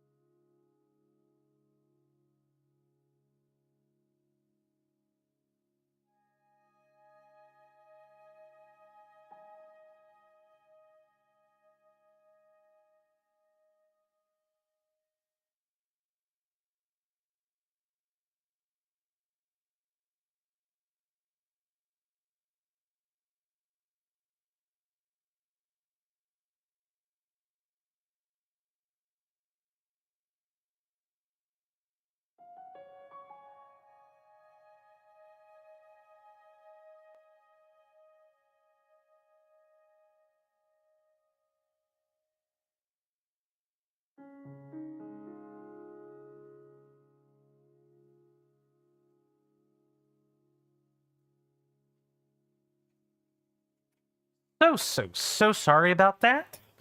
We are back. I think you might just have to hit the stall knocks to wake it up. Well, I'll try. I'll try that suggestion. Thank you, Lucas.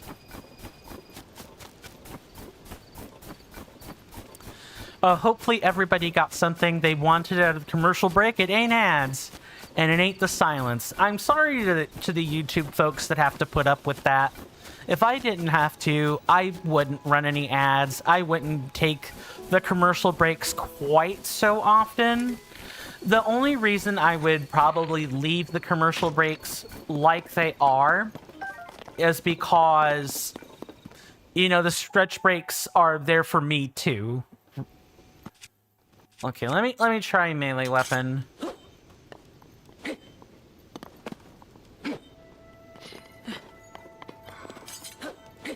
My sword is phasing right through it. I'm pretty sure it's a nighttime boss. Don't worry, we'll come back.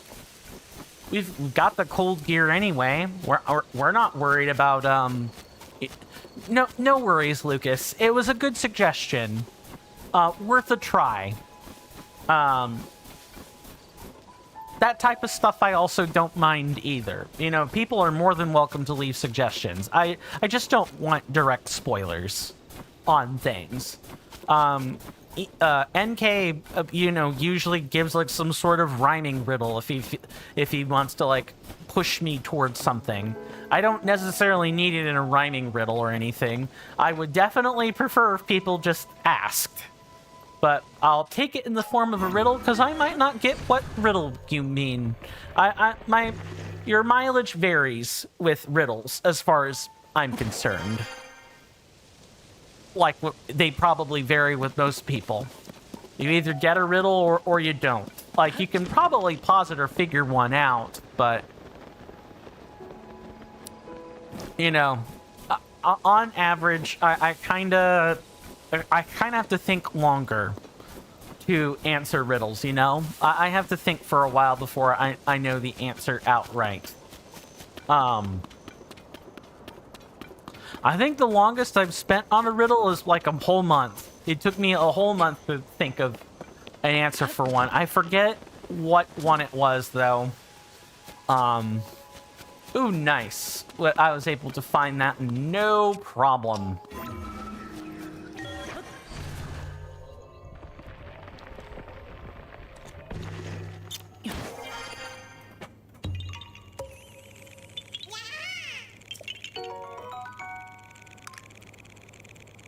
In my opinion, do you think that Tears of the Kingdom takes place in the past or the future? I'm glad you asked that, Lucas. I can safely confirm now that, based on looking it up on the wiki, looking it up on ZeldaDungeon.net, looking at multiple Reddit articles, that this game takes place exactly 5 years in the future. I don't even have to speculate on that. You can just go find the answer on that on a website somewhere. Easy as pie. That said, had I not known that information, you know, I probably could have figured out that it was, you know, this takes place in the future.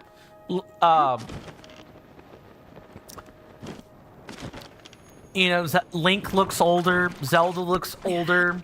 The fact that Teba is a village elder, and, you know, Kennelly is nowhere to be found.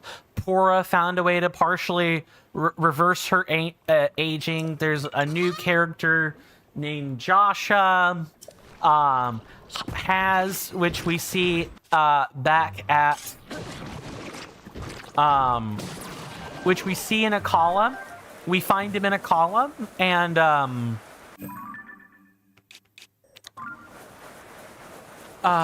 we find him in Akala in Breath of the Wild. That's what I wanted to say there. And then he becomes the knight. He's not just I guess he was like a retired guard when we found him in Breath of the Wild, and now he's an active guard again. Yeah, there are like hints that can tell you, you know, hey, this game definitely took place in the future. Willing to bet there are fairy lights on one of these ribs. Right? It's like a... Oh, it might even be in here.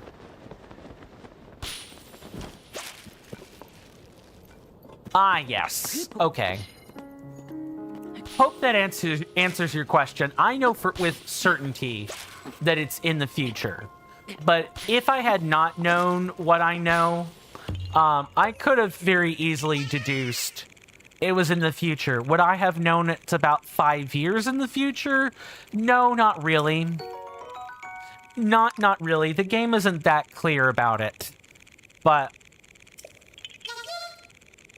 it at least does, in fact, tell you it is in the future.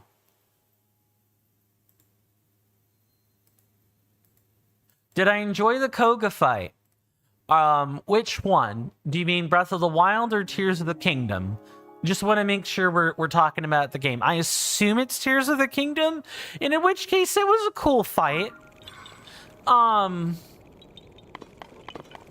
It took me a minute to get my bearings on what exactly it was I was supposed to do, but once I figured it out, it was fine. I wish I had, you know, been allowed to figure out on my own. And that's why I'm a little bit more of a stickler about spoilers now. I wish I had been allowed to figure out and be genuinely surprised by the fact... I guess I was surprised by the fact that Master Koga was there. I wasn't surprised at all where to find the auto build. That was... I get why people gave that suggestion to me. I do. I get it. It makes the game faster, right? Because instead of me sitting there for like 5 ever, you know, building a sign for Addison for like the 15th time, you know, I can auto build a solution some of the time and get about my business. Oh, did somebody spoil the Koga fight? Not the Koga fight, no. But the auto build feature more specifically. Not gonna name any names because that's not important. I don't care about that. It's just as a result of a few times where people have been spoiling things directly. Oh no, Lucas, you don't need to apologize. I appreciate where your heart's at, but no, you were not the person to spoil that at all. Nor did anyone spoil the Koga fight itself.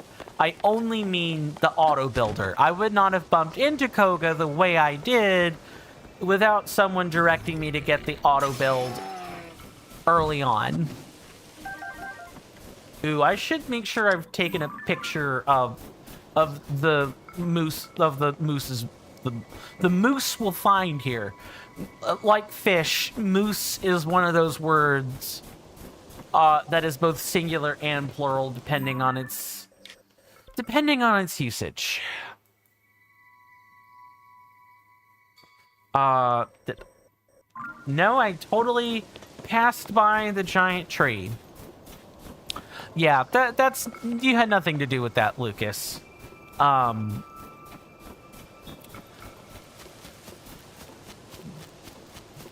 the auto-build experience did definitely tell me, hey, if I'm gonna be playing things as like a first-time experience, I need to curate or moderate what kinds of spoilers are in here a little bit better, you know?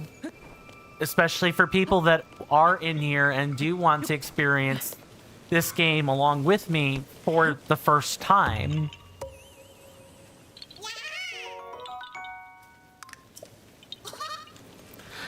That's just a meta level conversation though. Oh wow, we're getting real flighty with the gusts of wind today. Got it. Okay, so there's the cave. There's the cave entrance. So somewhere off to the right, probably this rock here.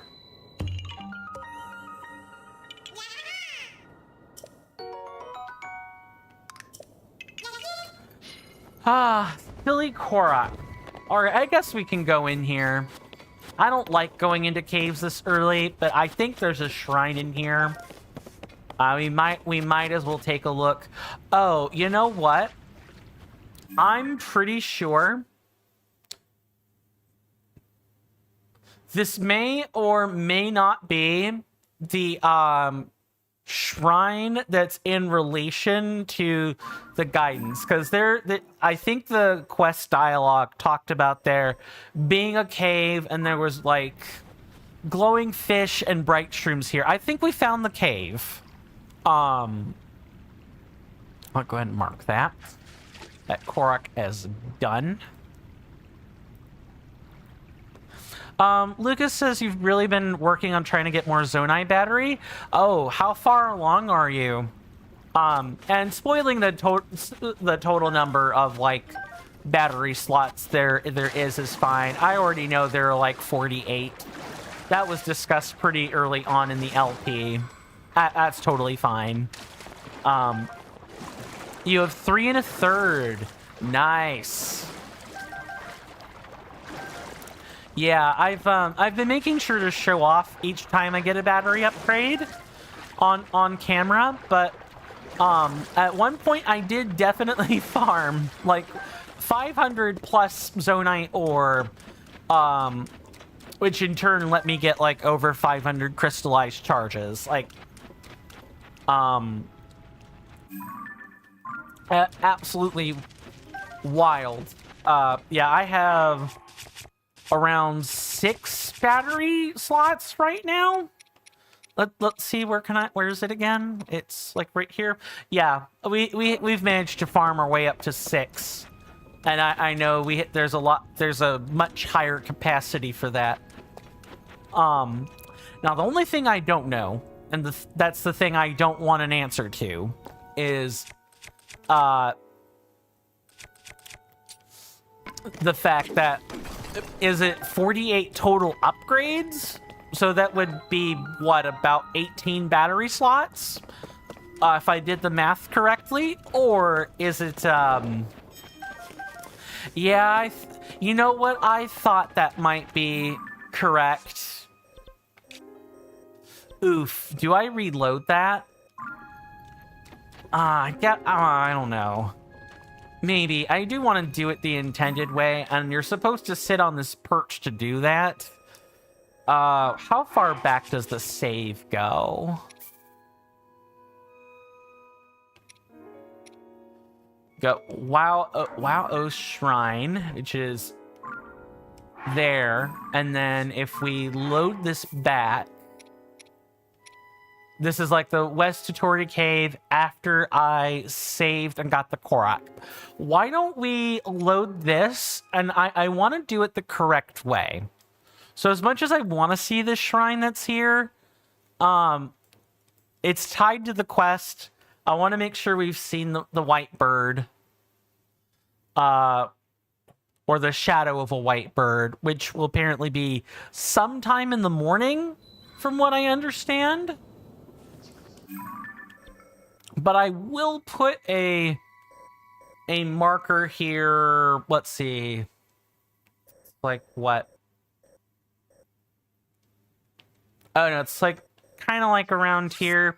I'm gonna put a stamp so I know, hey, that's about where it is. So we've seen the shrine. I just don't want to go into it yet. That's all. Lucas Soccer says you've been going crazy with Zonai devices and you built a robot recently. That's awesome. Is it like a huge mecha style robot? You know what I'm talking about? Like the Power Rangers, or like the Zoid style robot. They're really big. They're Not only are they really big, but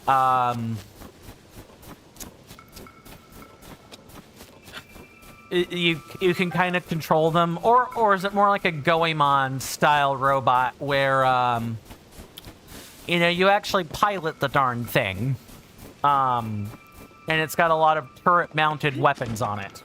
Just out of curiosity.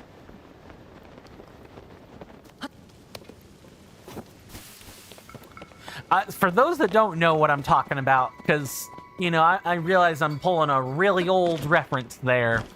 Goemon is the name of a mystical ninja. It's a Japanese game series.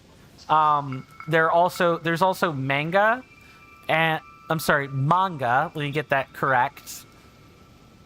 Where is this flower? Where did it go? Where's the flower? Is it up there? Well, I'm gonna have to move. Over here. Oh, we're literally playing hide and seek with the flower. That's neat. That's a neat little touch. It's not just random flower trail.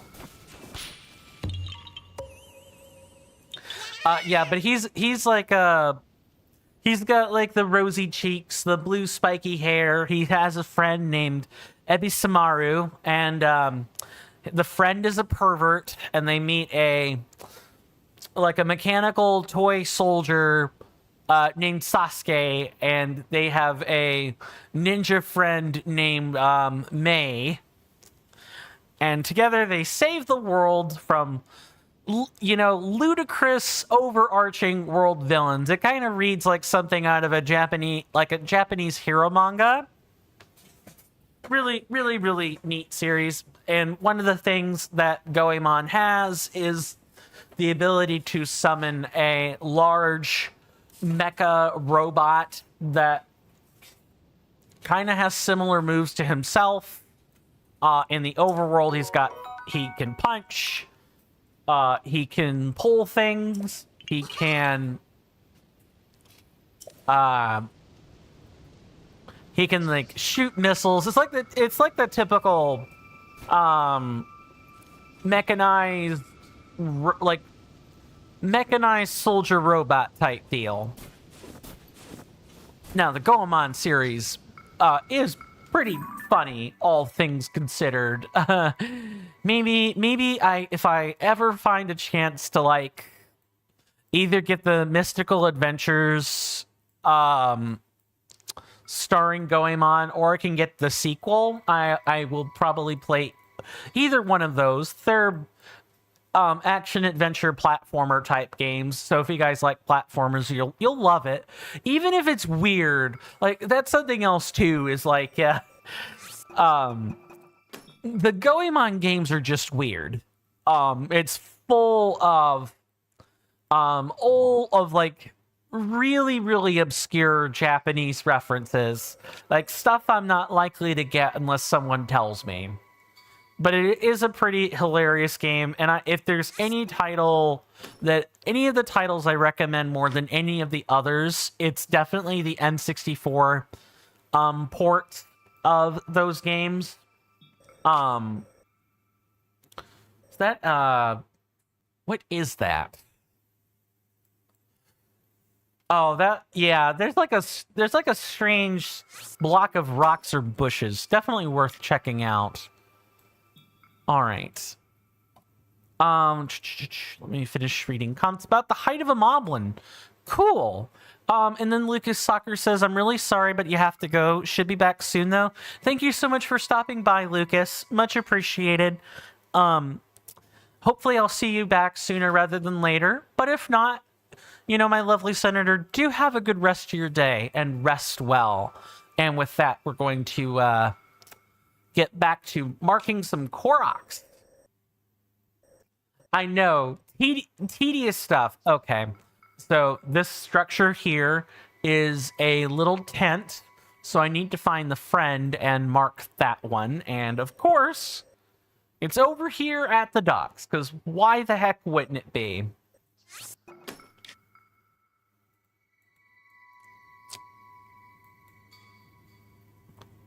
And then we have this giant ring of rock.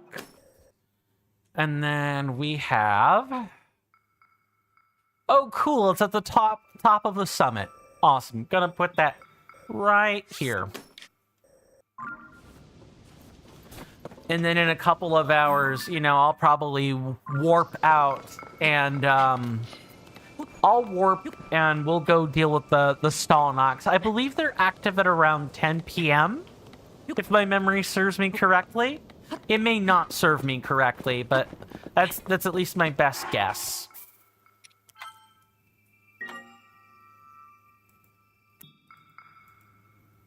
Okay. No new chatter. Oh man, there's so many games. At the same time though, I don't really have that much hope that the gaming industry as it currently is going to survive. There's just been so many controversies lately. It's not funny. You've got Sweet Baby Inc. You've got, you know, Microsoft shuttering a lot of businesses. You've got, or a lot of studios. You've got transfers between this department and that department. You've got other controversies. You've got the whole Stop Killing Games movement and the fallout with pirate software. It's a whole mess. It's a whole mess. Like,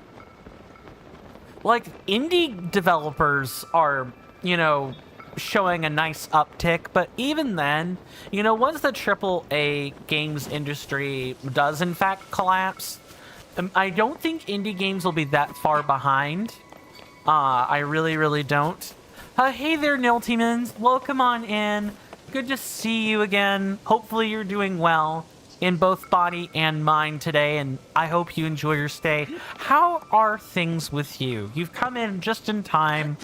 We are now engaging in the post-Wind Temple cleanup. We are grabbing many Korok seeds. We've already passed the 25% mark. Since there are 1,000 Koroks, 263 Koroks is 26.3% of the total number of Koroks.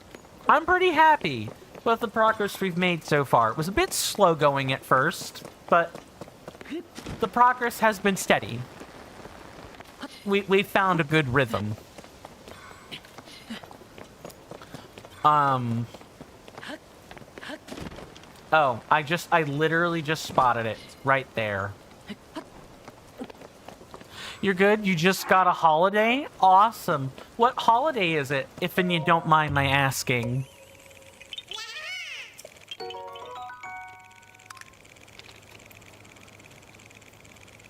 I know the 4th of July weekend was about, what, 2 weekends ago? 1 to 2 weekends ago? Oh, yeah, just about 2 weekends.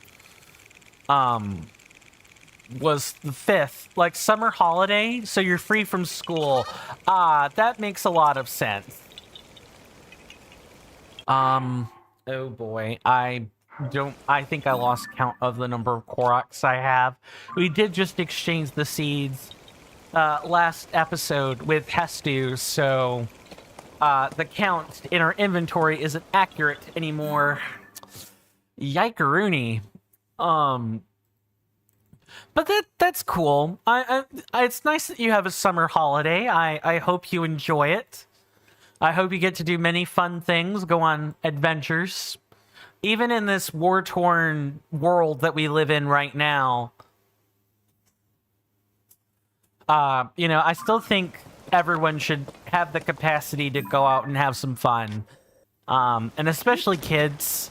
You know, I don't think children should have to sit and worry about the ravages of the war-torn world. I say as though there's not a conflict that is literally killing children, but I promise I am aware of that conflict. I hope there's a resolution to it too. And a resolution that isn't just complete and total victory. with one side presiding over the other. I kind of hope that's not the case, but I like your positive vibe. Thank you. I appreciate it. I do my best. I'm not perfect. And, you know, we don't always talk about positive stuff on this channel. We do sometimes talk about geopolitical issues. We do talk about... Okay, you guys are just gonna book it? Fine by me. That's less I have to worry about.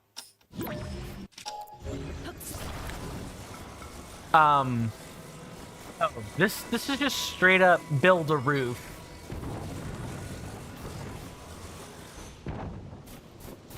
Right? There's no, like, roof panel somewhere else?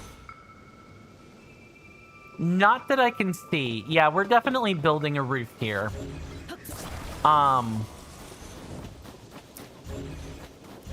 And I think something else I can talk about here on, like, a deeper level is just... You know, I get it. Escapism is a thing that people are allowed to engage in. I think escapism in some of its forms is actually healthy for the human psyche, because you can't always deal with... What? What? Is it... What? Provide shelter. Really? I guess I just wasn't expecting that to just literally be the answer. That's all. Yeah, very, very nice indeed. I'm the sort of person that doesn't necessarily... I do recognize the value of escapism, right? I'm just gonna wait for the blood moon to trigger.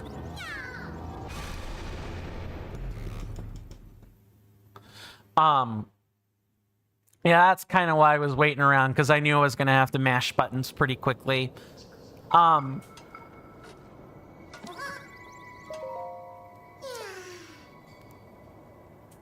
It's not that I don't value escapism, right? Like, I play video games, both as like a side hustle and a way to escape from conflicts in my own life. I get it. I know firsthand what escapism is. But I think at some point, people have to put down the controller and realize that they're dealing in a ravaged world that requires solutions. And the internet has effectively made people canvassing for solutions and protesting en masse for a solution in some cases very difficult, because everyone is thinking that, oh, this whatever is happening in their section of the world will blow over and we can go back to having a boring, uninteresting life. Sorry, that doesn't always happen. Sometimes when people ask to live in interesting times, what you get is strife, what you get is trouble, what you get is grief. And people have to learn to actually acknowledge these things face to face, and not hide in a burrow and wait for it to disappear. That's not how life works. And the stuff is going to find you anyway. So I think it's important that people engage with the problems that are actually at their doorstep and not just point fingers. I think I'll answer that question in a second, I promise. Not just point fingers and, lay blame, right? That's like a really easy thing to do. It's harder to actually propose a solution, and not just propose a solution, but actively work toward the solution that you propose. In a lot of cases, it comes down to electing better leaders. In other cases, you might have to do a bit more. You might have to get out and hold the picket signs. You might have to persuade people to change their mind. You might have to open hearts and minds. A lot of the world's problems are... You cannot only solve them by petitioning the government to do this or that. You need to be willing to engage at the foot level with that stuff. Let me answer the question on with Niltimans. Am I playing on Switch 1 or 2? Switch 1. To answer your question before you head out the door. Thank you so much for stopping by on Niltimans. I hope to see you back again sooner rather than later. But if not, have a good rest of your day. And rest well, my lovely senator. And with that, I will move over to Troll Castle King Jason. Hi. Good to see you. Hopefully you're doing well today in both body and mind, and I hope you enjoy your stay. Serious discussion aside, you've come in just in time. We are doing the post-Wind Temple cleanup, so we're going to be gathering a lot of Korok seeds, going to visit the shrines, doing a whole bunch, all kinds of crazy stuff today. Today is pretty low-key, so by and large, we're conversing, we're having a grand old time talking about this or that, and I'm demonstrating where to find all of our fairy friends, as the game has now oh so not subtly put it. I was just about to ask what your level of experience with Breath of the Wild is. You say apart from the armors, you have 100%ed this game and Breath of the Wild. We came off of Breath of the Wild about last month or the month before. I'm gonna say I fully completed the game, even if I got 99.42% of the game completed. God only knows where the last 0.58% is, and since the game ain't helping me, I opted to move on to Tears of the Kingdom after we voted on it. You wish me good luck? Thank you. I much appreciate that. It's Tears of the Kingdom has certainly been an interesting experience. I'm familiar with the game engine, the Breath of the Wild game engine. I'm not new to that. It's specifically the Tears of the Kingdom gimmicks that, we've been at this for a month and a half, I think now. So I know kind of the basics and the intermediate stuff, but finding creative solutions to problems or building certain devices the way they're supposed to be built I can struggle with that sometimes. But it's been fun. I've been enjoying it. I like Tears of the Kingdom a lot. Let's stop staring at this Korok.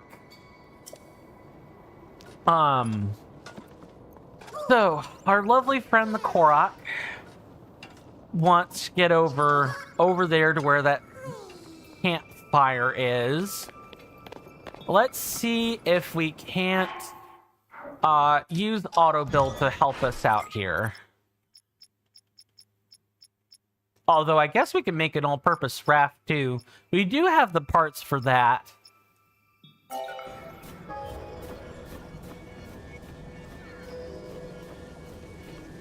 Just gonna grab a few of the necessary parts. Apparently none of them are up there. Cool. There's one. Oh, so the fans are around along with the controller, but none of that, the actual planks. That's interesting. Your stream title is pretty accurate. Thank you. Although we did go to the sky pretty accurately today. We started out there and grabbed the initial Koroks. 3,293 is the actual limit. That's the maximum Y coordinate, right? I assume that's what that number is. I know about the coordinates. I just want to make sure that my thinking lines up. Yeah, good. I'm glad my guess was spot on then. Hopefully we find... actually, I'm not sure you ever would reach that altitude.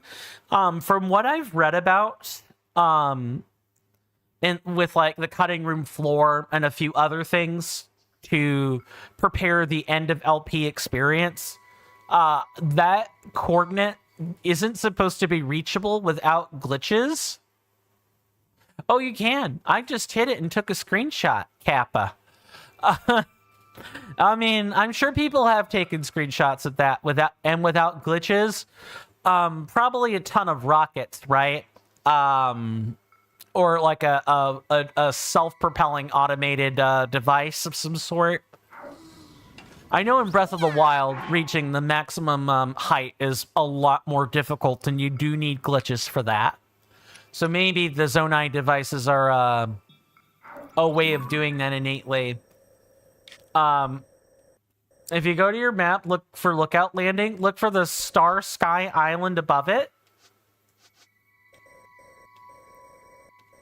Lookout Landing, Star Sky Island. I don't see it here, which probably means it's up north somewhere. That island is the pinnacle. I will definitely keep my eye out for it. Thanks. The tiny one? Okay. I will try to find it. So there's 1, 2, that one, this one right here. The one I just hovered over. This exact one. Just want to make sure. Not moving until... No. Okay. Then I guess it could be this one. This one's pretty tiny. Directly above Lookout Landing. Okay.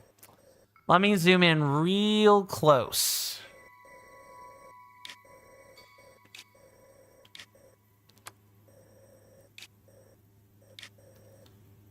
The star near me? Oh, okay. Then that's really, Oh, this thing? This star. This thing right here. Isn't that the device? Okay. I'll put a... That is the highest sky island in the entire game. I will put a star by that, because when we get enough batteries, I would love to make an attempt at that. 2,997 makes sense. So you would definitely, the coordinate you were referring to earlier, the 3,293, is definitely flying up past that once you've reached the island, for sure. That might be a good toward the end of the game thing to do, or if we happen to be in this area, we can make a go at it. I don't think 6 Zonai batteries is enough for that, though. And we obviously need a good flying device to make that happen. Okay, let's drop a fan. They're the 3 fans. And we're going to bring this over, and we're going to make like a proper raft instead of a plank raft.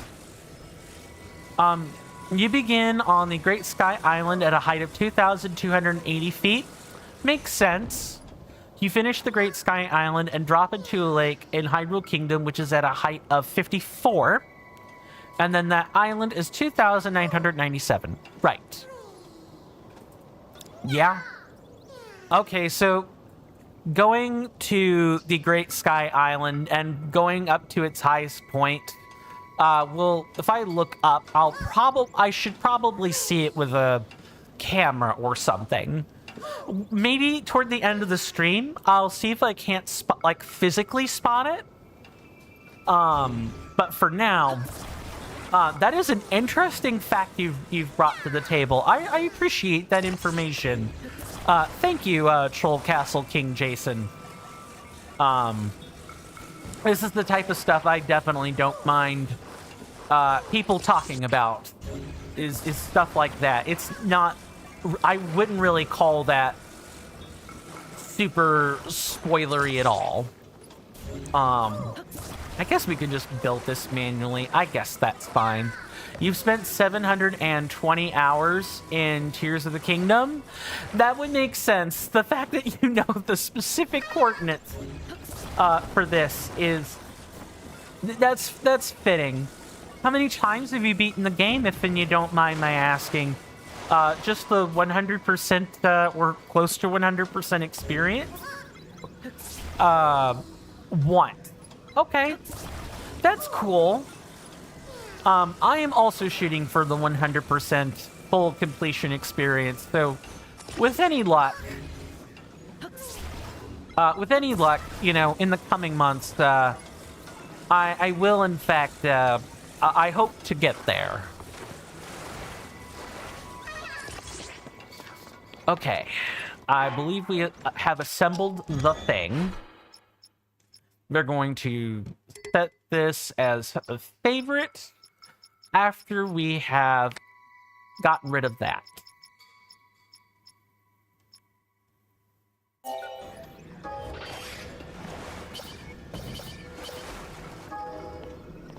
Oh, it wants 4 logs. That's what's going on. You'll explain your name? I was wondering about your name. I wasn't gonna ask, but the explanation should be interesting. Oh, it literally comes pre-stapled. Are you serious right now, game? Come on. Don't do this.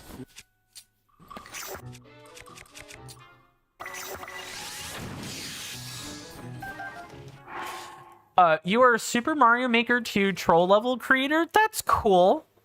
You went to take on Ganondorf once just to complete the game, and just to let him know that he's a lesser threat than a troll level creator? Fair. I no longer waste my time on such a minor villain. Fair enough. I think I did play one bout of Super Mario Maker 2. Wasn't quite my cup of tea, didn't stick around that long. Oh. Okay. Yeah, it wanted 4 separate logs. That's cool. That's fine. I intend on farming some Zonite after all this anyway.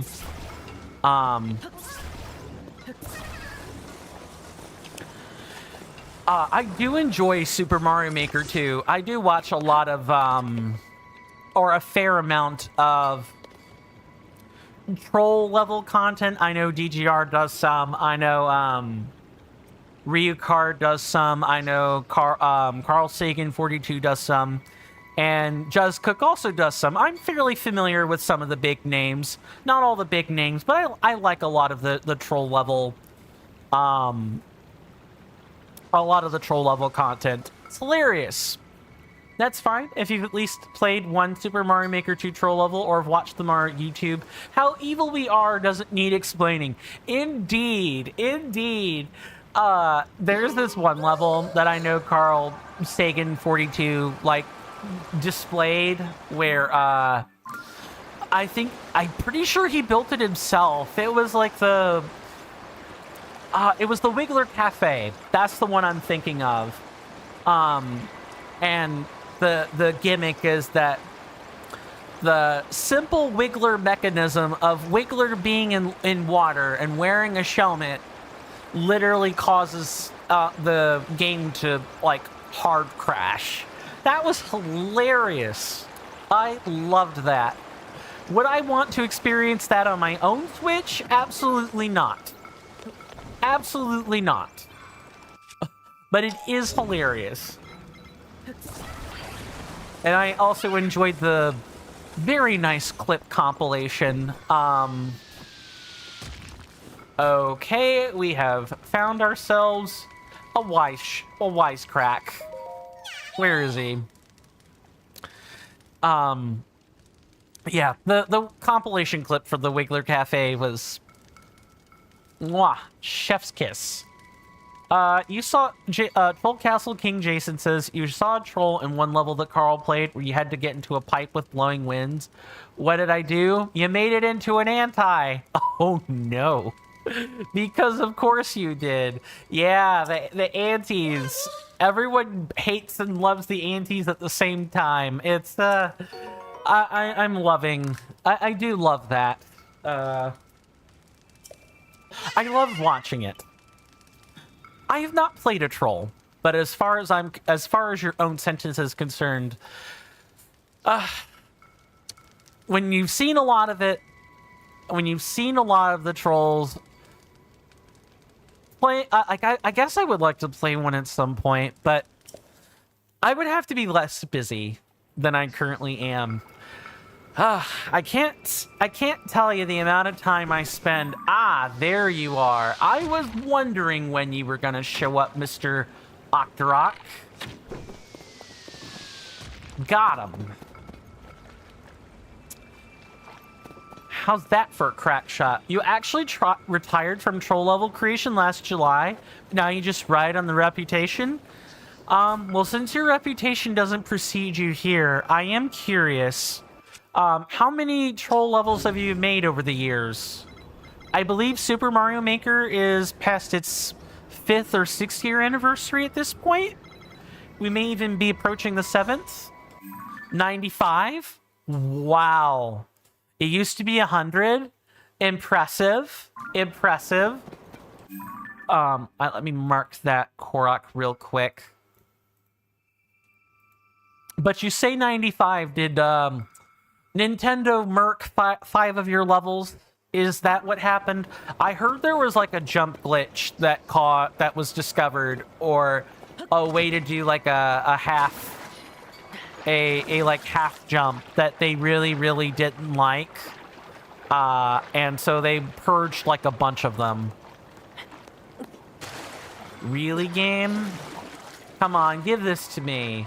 I found the spot to climb. Give it to me. Thanks. Troll Castle King Jason says, my levels are not the traditional troll levels. I run something known as the Troll Castle Challenge. Okay. Your levels featured no glitches. Cool. So it is just setups. That's good. I don't have a problem with glitches. I mean, again, I thought the Wiggler Cafe was hilarious, but I could certainly see why Nintendo might want to ban it at the very least, or why the people that curate Super Mario Maker 2 to have that banned. But I take it it's like, do the troll castles, do they exist in various, like, formats?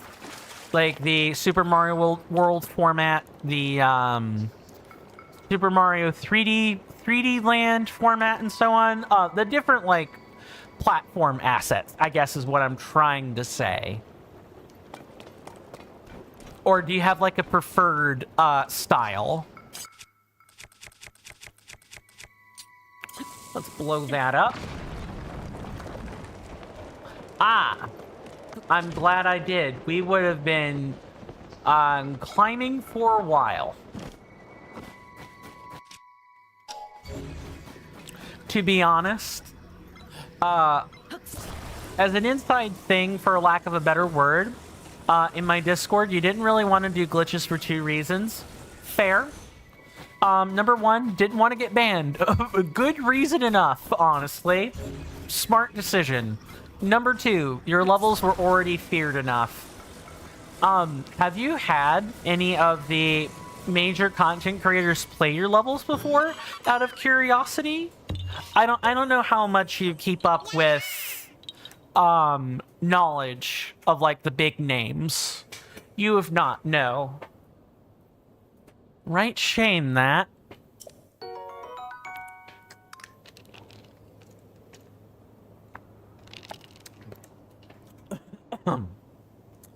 One second.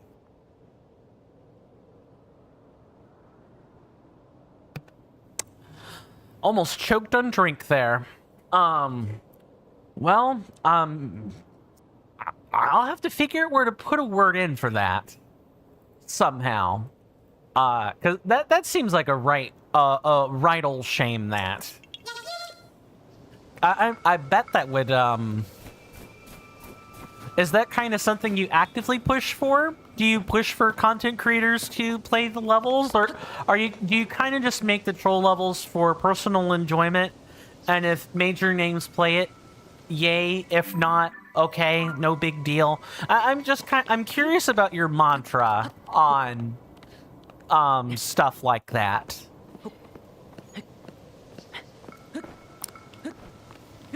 I guess while we're conversating about the wonderful delights of the wonderful little delights of troll levels, I can tell you a bit more about myself. Troll Castle King Jason says you don't mind. I don't really do the jumping through hoops, but with regard to your Discord, you have cultivated an entire organization or business revolving around your levels. That's cool. Cultivation of communities is always a nice thing to hear. Formally speaking, I am the executive chair of the founder of the Troll Castle Challenge. Nice to meet you. My name is Coinstamp. Most people call me Coin. And it is nice to meet you in turn, Troll Castle King Jason. And since we're in the midst of introductions, this is a good seg into that. Thank you. I am an action adventure and RPG enthusiast. That is mainly what this channel focuses on, although I have played other things.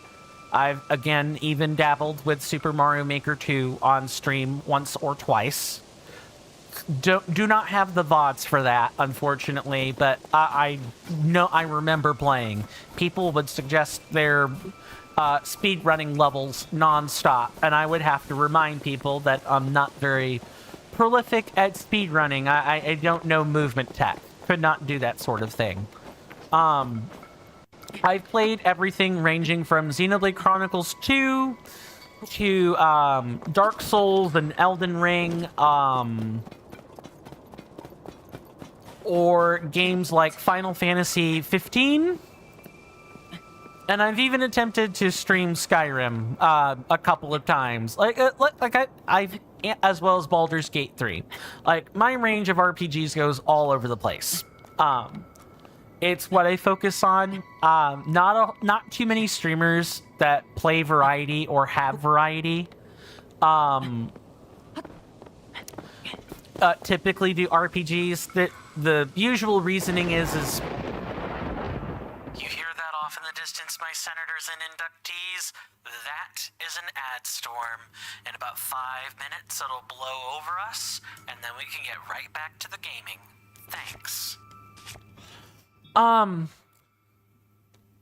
Oh, right. That kind of interrupted my train of thought. That is the 5-minute warning for the commercial breaks. They're timed. There will be a timer on the screen. Once the timer is gone, I usually return to my desk and we're ready to get back to what we were doing. I take the breaks as like a stretch break for myself. I don't play ads at any other time.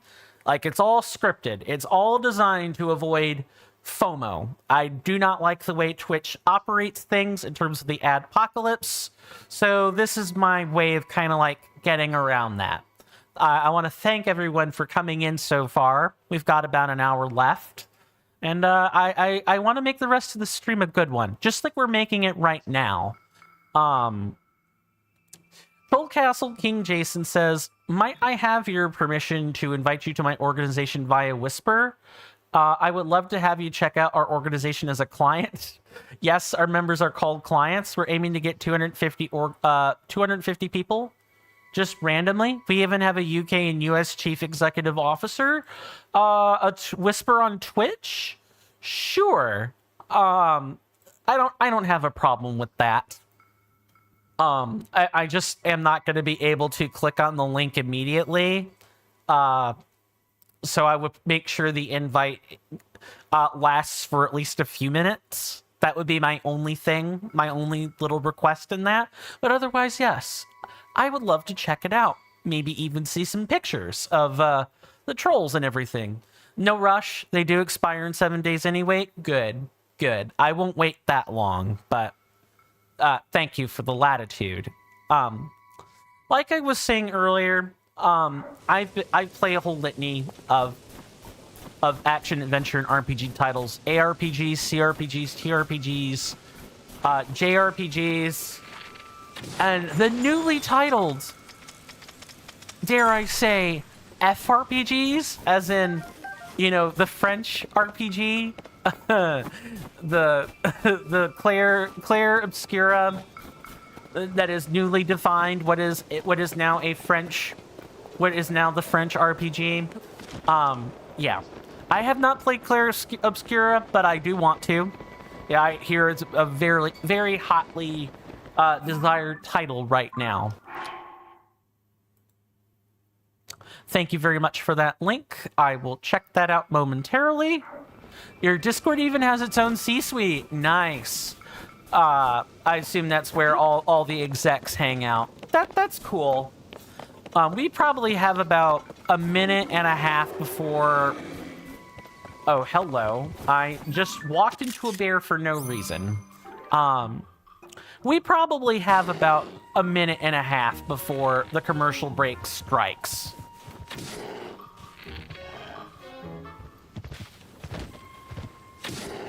It's 3.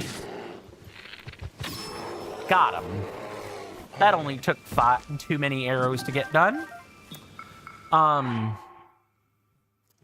Yeah, I'll try to check that Discord out and get into it over the 3-minute break. I think I might have just enough time to do that. But oh yeah, we probably have around 60 seconds. Thank you so much. Having another community to tap into or be part of is nice. I think I'm in upwards of like 55. No, not quite that many. Maybe closer to like 45 Discord servers. I guess it's a lot. It's a lot, but I do enjoy my time in them when I get the chance. I don't have that much time to interact on Discords these days. I do post the occasional food picture, or, you know, one of the things I like to do in my spare time is learn new tie knots. So sometimes I'll post a picture of me wearing a tie on my own server or something, and demonstrate the knot I've just learned. I like formal wear quite a bit. But otherwise, most of my time is spent making thumbnails and doing X, Y, and Z, so on and so forth. But anyway, I'll see you guys after the commercial break. Thank you.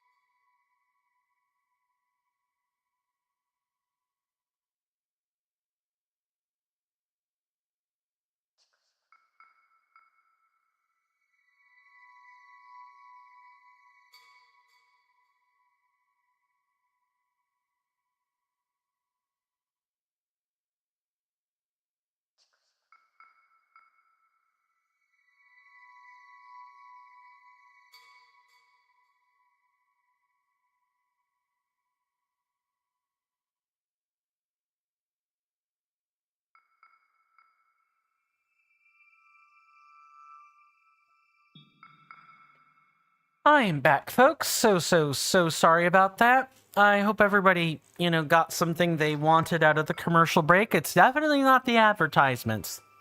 That's for sure.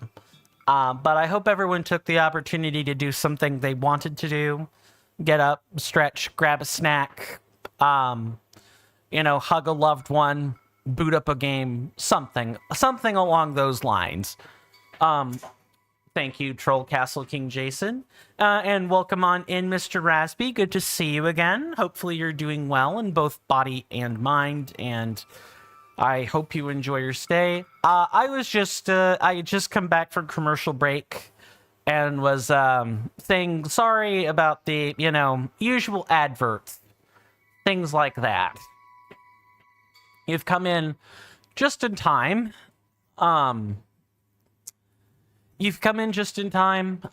We are in the midst of the post-Wind Temple cleanup. We are collecting mini Koroks. You were here before the ad, but you didn't want to stall the time. Fair. Well, I'm glad you're here regardless. We are meeting so many new organisms today. We got the foxes, the moose, we're going to select all and keep the first 3 and delete the rest.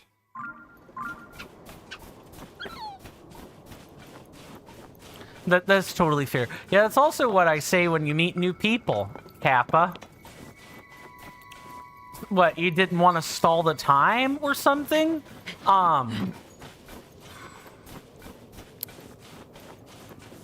Sorry, my brain is actively short-circuiting right now. Don't know how else to say that. Troll Castle King Jason says, we found so many new organisms. Okay, fair enough. True. Very true. Troll Castle King Jason says, unlike the scammers and spam bots on Twitch, we offer helpful services in the Troll Castle Challenge, the TCC Discord. We offer a playtest service to troll level creators, and we have a verified streamer program that streamers can join and get exposure and potential new people to join their streams. That's interesting. Yeah, I did join already. I did that over the course of the 3 minutes during the break, but I am going to investigate the structure when the stream is over today. I can actually poke around and see what's up and say hi. All the lovely stuff. We got another cork puzzle. And I know exactly what the game wants. Thanks for being clear and concise about that, video game. Much appreciated. We just literally take a rock, staple it to a cork, the end of this plug right here, and the weight pulls it right out. You might want to buy a map for your organization. I'm a founder and even I get lost, is what you would say if we sold maps. Fair. I'm sure the Discord structure can be figured out soon enough. There's just there were a lot of channels in there. It looks really well organized, though. I see. What is this stuff about? You have not met Troll Castle King Jason yet. They're a Super Mario Maker 2 troll level creator, a retired one.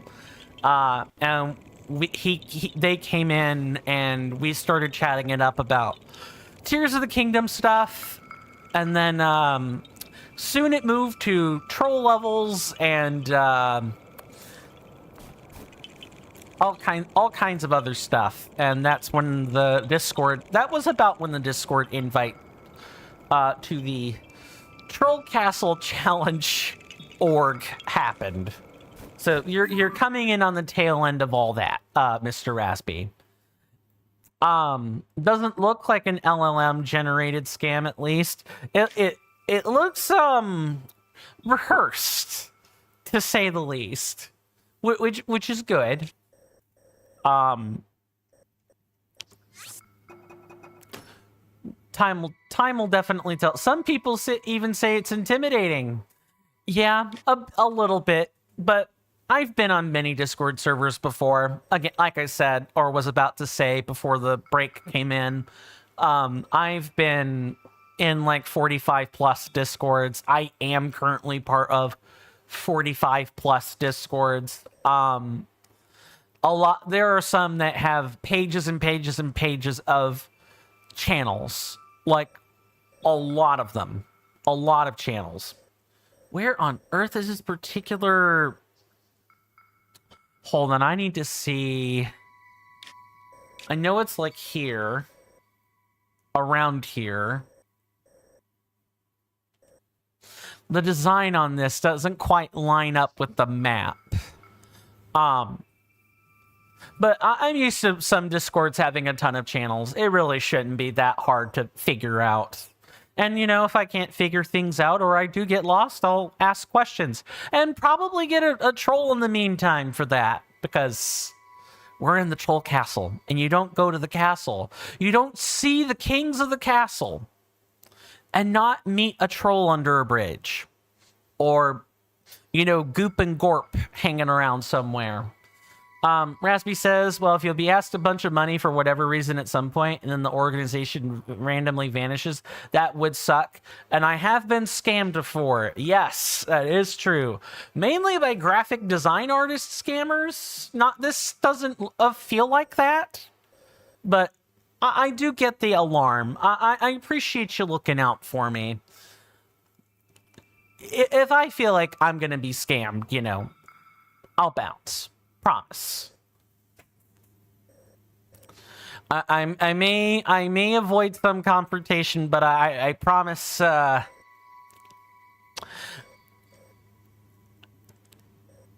fairly good at squirming out of catfishing and other things. If I sense something is wrong, I'll bounce. Where the heck is this? I'm just not quite sure. What to make of this bloody pattern? Oh, it's up here. I was looking in the wrong part of the hill there, or wrong part of the basin.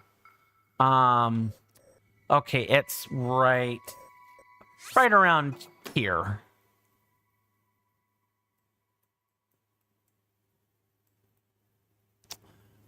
Okay, next one is over here. Just marking the next set of Koroks before we, you know, get back to the gaming. I don't like doing this too much, but, you know, gotta mark the Koroks sometime or I'm gonna have a tough time remembering them all. Or a tough time remembering even half of them. Okay, this one is right around here. Let's see. Yeah, okay, let me just read this without reading it out loud. So the way I kind of manage my chat is if, you know, if people are having a conversation, if two people are having a conversation or are clearly adding each other, I try not to read the contents. Or I try not to read the contents of that out loud. I will still respond, but I want to at least have some... I want to at least provide some modicum of privacy. He says, while being fully aware that the text is on the screen for everyone to read. It's trying to provide a balance of these things, you know? Don't think about it too hard. That's all I'll say. They have too much of a reputation to ruin it. Text is literally on the screen, and it literally is public. Yeah, but the text is text is literally on the screen and in public on like 500, 1,000 plus 1,000 plus streams. Mine surely isn't the first nor the last to have the text publicly available, although maybe not quite so large. Actually, yeah, that's something I should say, and you guys that regularly or even just sometimes watch the screen can tell me how big is the text, because I don't watch my own VODs that often. I usually don't have a reason to, and even if I wanted to like rip a VOD for the purposes of editing, I've actually gotten quite good at recording things, you know, midstream, as opposed to as opposed to ripping the VOD and editing the VOD. I prefer having the raw audio. How big is the text? Like, is it abnormally big to you? You don't like the text being on the screen personally. It feels invasive to you, but you've stopped thinking about it. It's invasive if it's a more personal subject, you mean. That's fair. That's fair. I've done my homework on this particular type of thing, and the consensus seems to be, if you're watching like a VOD or something, right, and there's chat, it's generally helpful or less confusing for there to be the chat should be on the screen. On the other hand, you know, if you're in actually the stream itself, but the VOD on Twitch, you already have the chat on the side, that's fair. Let me get more specific then. I don't mean Twitch. And if you watch the VODs on Twitch, you have like a limited window to do that. I'm talking like YouTube. That's mainly what I'm referring to. Because while YouTube has YouTube chat, YouTube doesn't have Twitch chat. So if YouTube wants to see what's on the Twitch side, and vice versa, then that's why the chat should be displayed. Hey there, Sizzling Seal. Welcome on in. Good to see you, good sir. Hopefully you're doing well in both body and mind, and I hope you enjoy your stay. Yeah, I'm doing just fine. Thank you for asking. I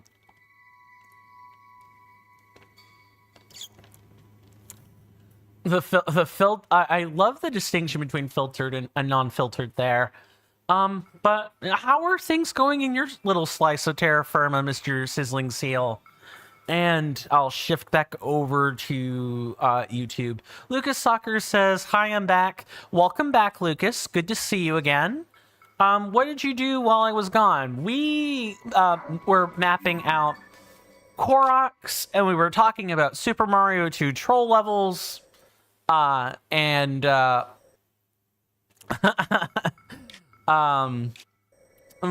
had quite a few riveting discussions since then.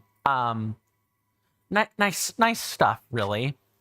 But otherwise not much. Yeah, we've literally just been mapping Korok seeds. That's all we've been doing.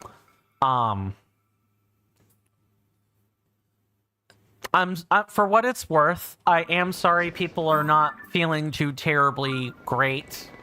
I hope that I can make your day just a little bit better by talking about various things, or, you know, giving you something to distract yourself with more than anything, I suppose. Sizzling Seal says, "Went out earlier and just got home like an hour ago." Nice. I say nice, but hard at work, you know, out for a stroll, or, you know, something more dire. I obviously I'll leave the details up to you. I'm not trying to, you know, wrench out personal business or anything, but hopefully you were out for a reason you wanted to be, as opposed to being compelled to be, you know?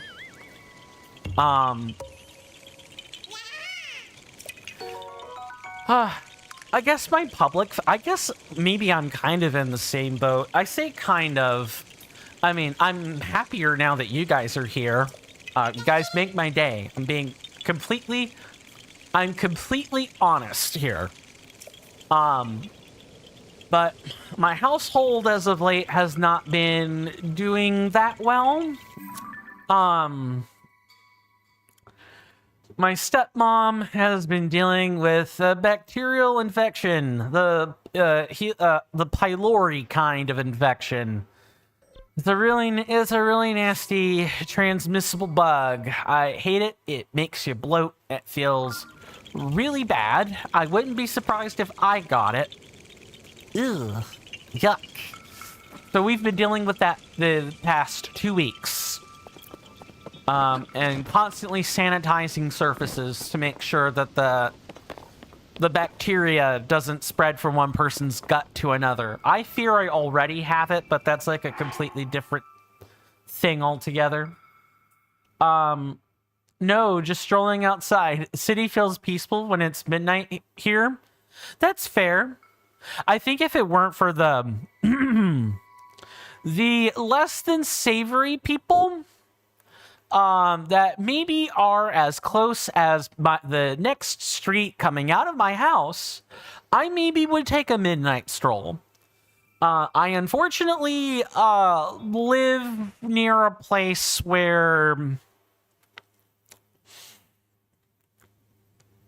people who struggle to make their money, I'm phrasing this really generically to the point that people don't quite get what I'm talking about, live. And in addition, I'm pretty sure one of the houses in the neighborhood across from mine is used to be an old meth lab. I'm pretty sure that's also a thing too. And in fact, not too far, not too far from like the local interstate, interstate I'm near, there was a place that has definitely been condemned, and ooh, have I taken a picture of you yet? I have not, but I'm gonna take it now. Raspy says, oh, hold on, I missed something. Raspy says, I was thinking, why is it socially not that acceptable to express how you feel when you feel bad? I don't know. It shouldn't be less socially acceptable. Maybe it's like a public mood type of thing. Or it could be the natural inclination is to ask, like, why? And depending on what that reason is, things could get awkward.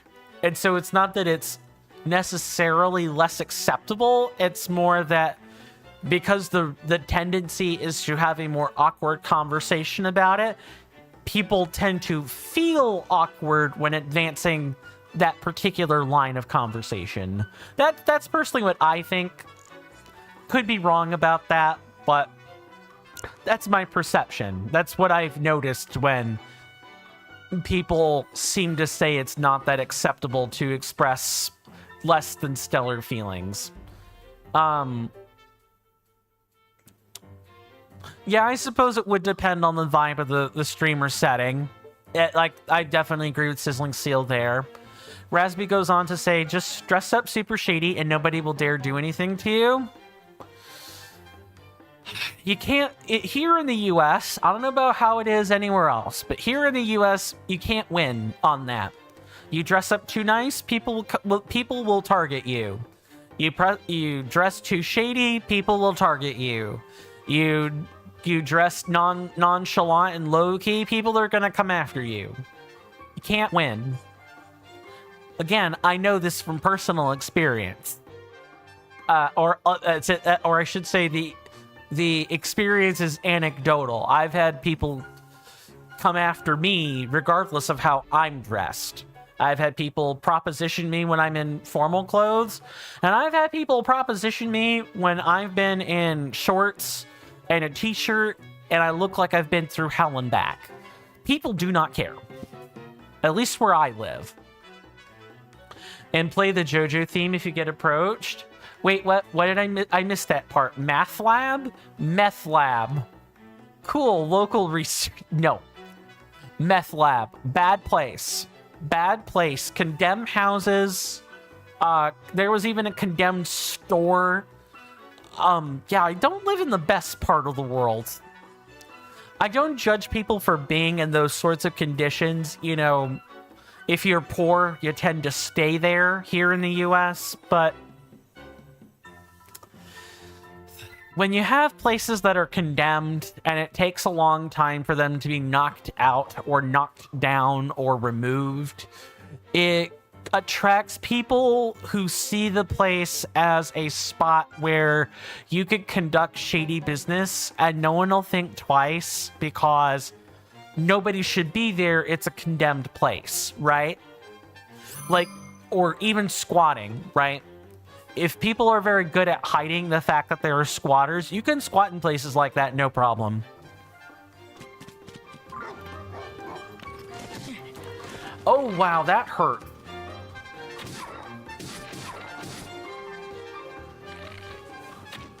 Really? Wow, they literally took a bite out of this segment. Hey there, First Showy. Welcome on in. Good to see you. Hopefully you're doing well in both body and mind, and I hope you enjoy your stay. If and you don't mind my asking, what is your level of experience with Tears of the Kingdom? Is it a game you've played before? Played multiple times? Beaten? I'm curious. I'm always curious about everyone's experiences with the game that's on the screen. It could kind of guide the conversation. I mostly ask it for more out of curiosity than anything else.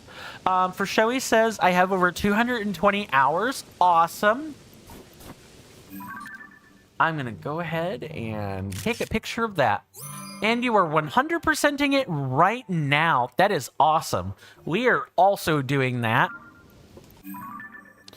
Also, while I'm thinking on it, we should probably attempt to head up this way. Because I think I might have spotted a shrine on the way here. Yeah, that's awesome. Since you have over 220 hours on it and you're 100%ing it, what about Tears of the Kingdom do you enjoy? You got all the Koroks. Awesome. Yeah, 1,000 Koroks is a lot. Oh man, I'm still aghast that only 20 episodes in, we've already managed to make it 27% of the way in. Your favorite part is the Zonai builds? Cool. I like the story in Tears of the Kingdom. I think that's been my favorite part so far. I can kind of struggle with creative building in this game. There have been moments where I struggled to build a simple paddle boat for multiple days on end in the LP, like I believe episodes 4, 5, and 6. I spent multiple hours flubbing it up pretty badly. But that said, learning how to use the building mechanisms has been fun. Making devices is fun. I'm just not the best at it. Oh, we probably don't want to do that. We want to...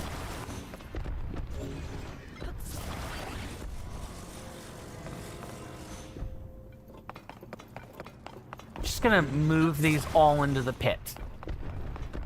I think what we want to do is rewind this.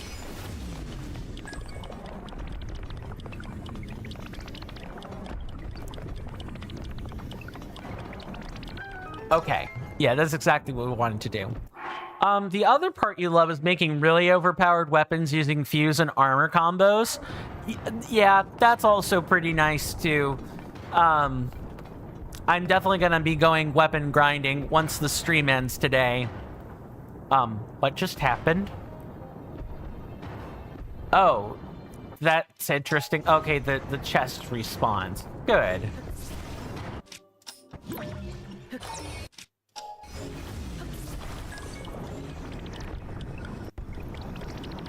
Really?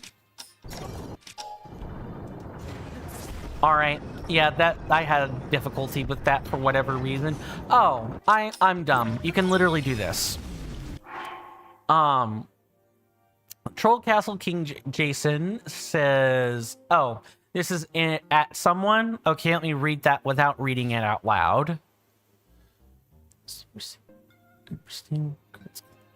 Ah, yes. I have not yet. I've bumped into like a couple of Royal Claymores, but not the Royal Guard ones yet. I've not bumped into those. Or the Silver Lionels yet. That also has not happened. But I look forward to the day that it does. Because I'm curious to see if the Lionels have any other new tricks besides doing the weird head swipe to hit me with their horn technique. But yeah, I'm looking forward to being able to grind and make a lot of neat weapons for later. Do you only keep overpowered weapons for showy? Or do you have utility weapons? I usually keep a few like rock hammers lying around.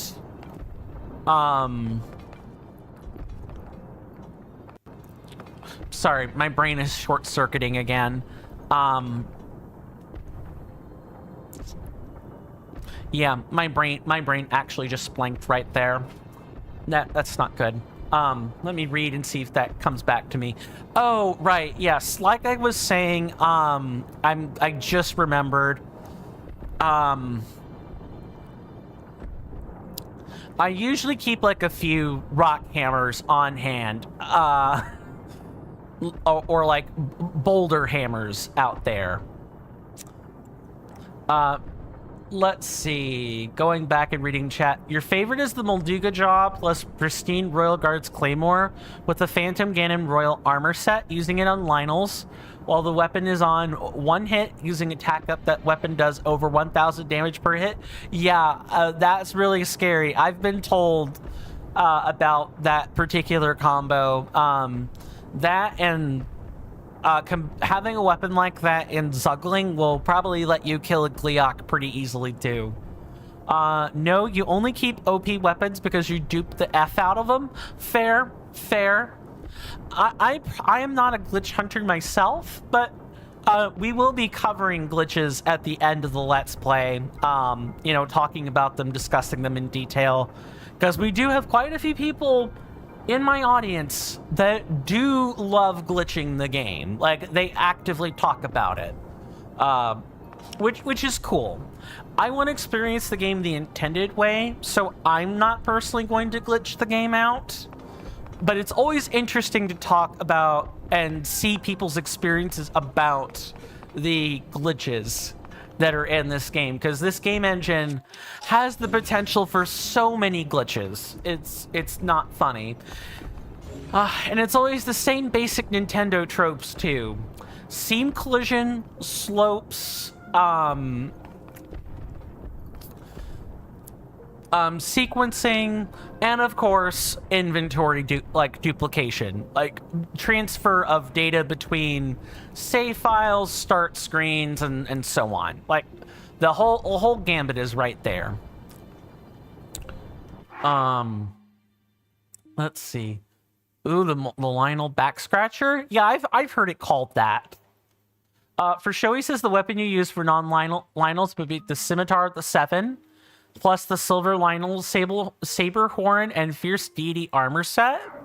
Probably with attack up thrown somewhere in there, right?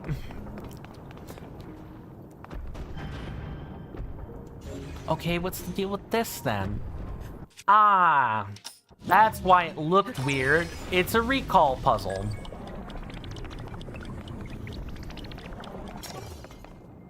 Wait, what's the point? What's the point of this? Well, this set has attack up? Ah, okay.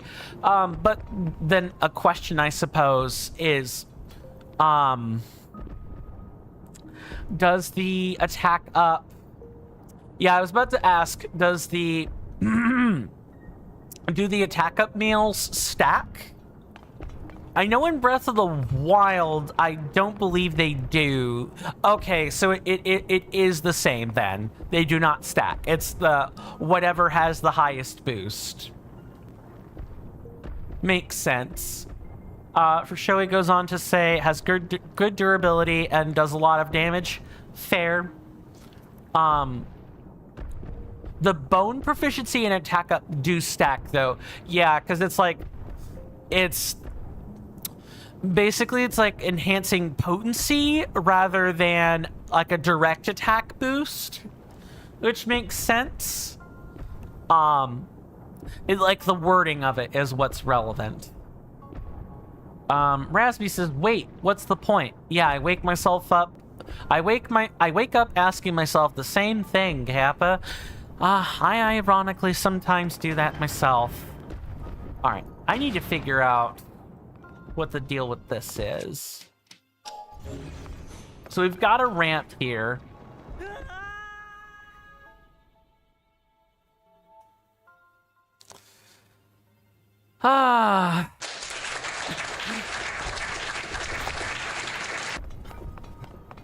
Too spooky, 5 me.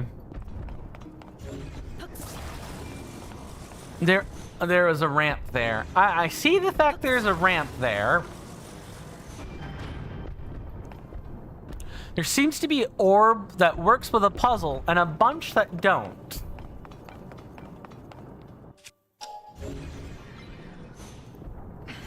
Glad we're on the same page. Yeah, we're on the same page. Oh, you know what? I wonder if we do this as soon as I can get my feet on it. Well, okay, so I get that part of the puzzle, right? I get that part. The issue I have is that currently I have no way to make this orb, like, change direction or do anything else. And I don't believe that, you know, recall, or aka rewind, is anything like stasis. Like, we're definitely not going to be adding, you know, momentum to anything. I'm going to go ahead and take this out for the time being. Let me see if there's anything nearby that will help. No. Recall can push other objects. Oh, you right. You know what? I'm glad you said that, because I should have realized that when I recalled this like stack of orbs, this is streamer brain rot right here. I recalled the orbs. Like, I knew what to do here. I recalled an orb. It pushed all the other orbs. I should have paid attention to this. The fact that I didn't, I guess, is not super surprising or anything, right? But I do feel fairly upset I did not grasp that super quick. I was also partially distracted with conversation. I do, in fact, tend to get distracted like that a lot.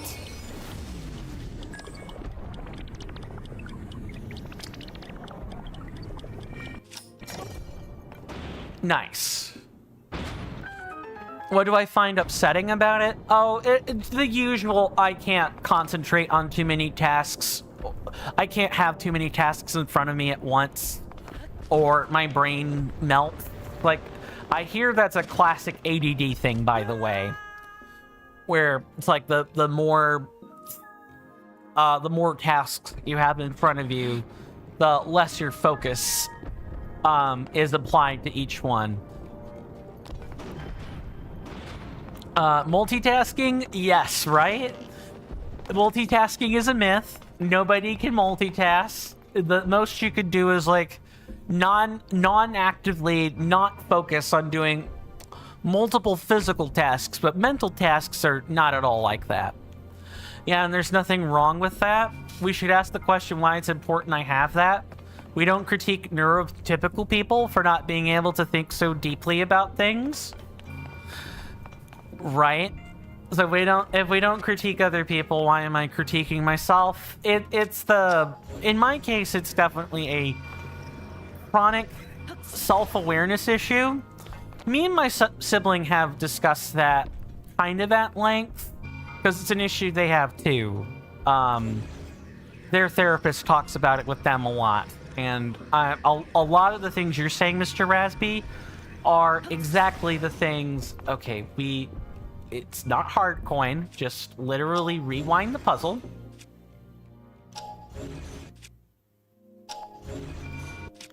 Okay, right there. And I want to stop it right there. We found the chest. So I believe we're good here. Yes, we should be good here. What else are you gonna... Oh, this is quite the robust shrine. I was not expecting this many puzzles in one sitting. That's cool, though. I mean, I need more practice with Rewind. It's kind of my weakest skill at the moment.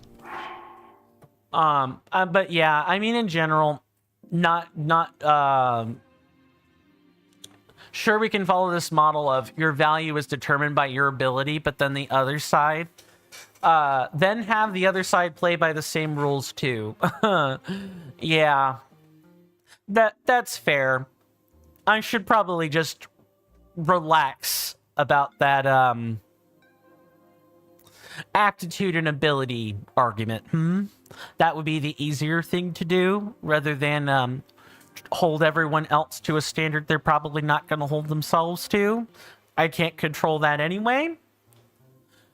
For Shoei says some shrines aren't this good. I agree. This has been a pretty exciting shrine. Most are just blessing shrines or puzzles that are too easy. This, on the other hand, is one of the good ones. I'm glad to know that we're in the same bent regarding that.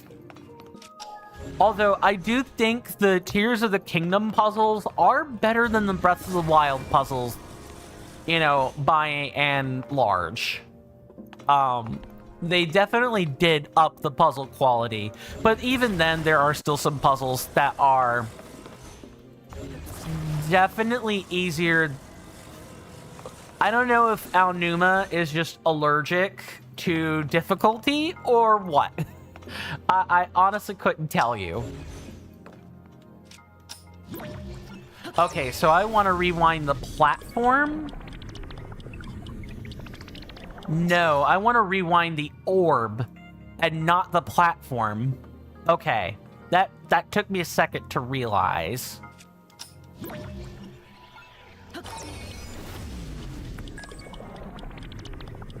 Right there. I'm learning. Learning is occurring, my senators and inductees. Learning is occurring, and I feel pretty good about that, all things considered. For Shoei says, I would agree. The new abilities aid it quite well. These are way better defined abilities. The only thing I would say about the abilities that has been of mild frustration is sometimes Ultra Hand doesn't reach as far as I'd like it to, right? It can reach surprisingly far sometimes. Oh, right. Shiny already explained this to me. It's a physics thing. I get it. I do get it. It's just that sometimes you're dealing with a light object and Ultra Hand still doesn't go as far as I wish it could have. That's all. That's like a nitpick, though. That's not... It's kind of meaningless to talk about. It's fine for what the game wants it to be. You know what I'm saying? Da da da da da. Okay. And just make sure nothing has changed on the YouTube side. Nope, I believe we're good. The sad thing is most of these puzzles in Tears of the Kingdom are useless outside of the shrines themselves, unlike Breath of the Wild. You mean in the sense that you don't bump into the I just want to make sure I've parsed your argument correctly. You're saying that because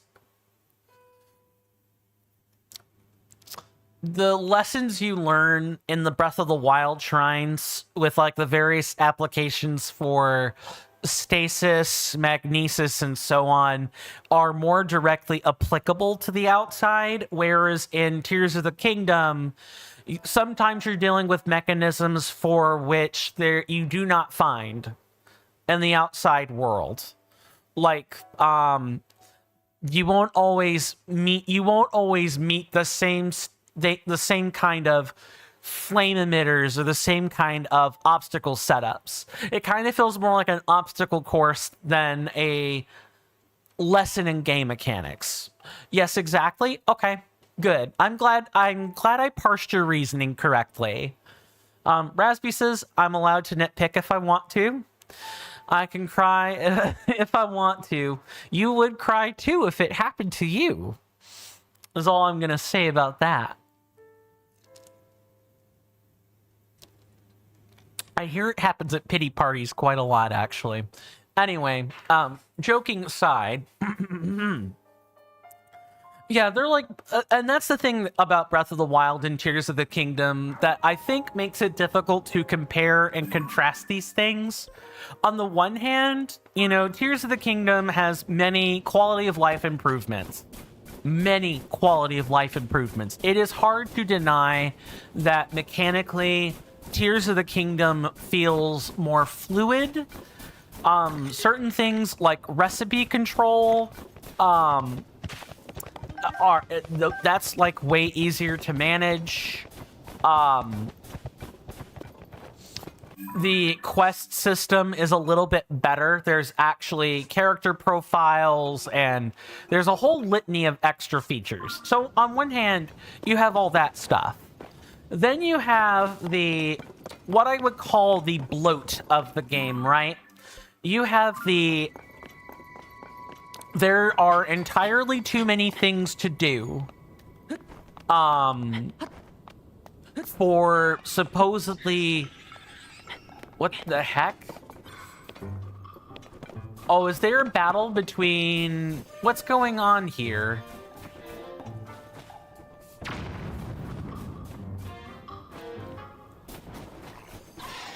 Oh, now you guys are...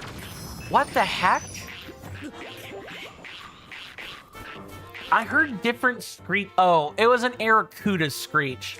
That's what it was. I'll definitely finish my argument in just a second. I need to focus on this. I definitely do not want to die.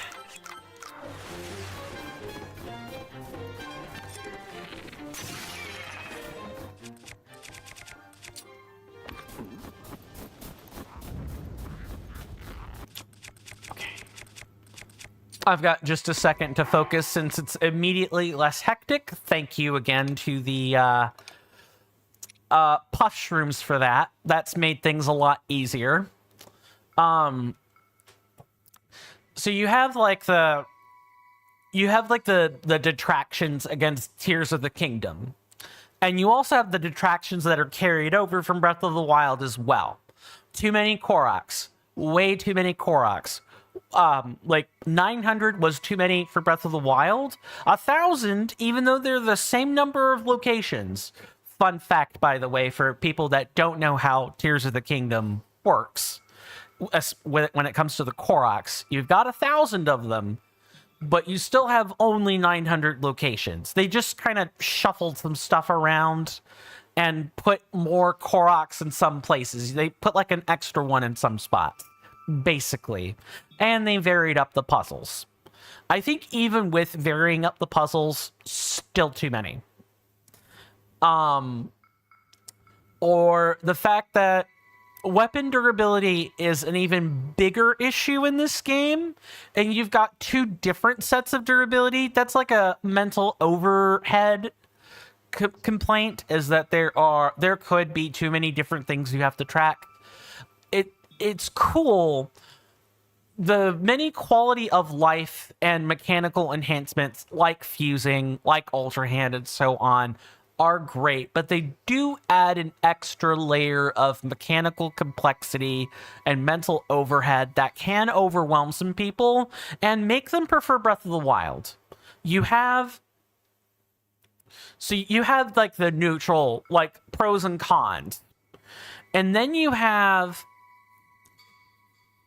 how do I word this next part?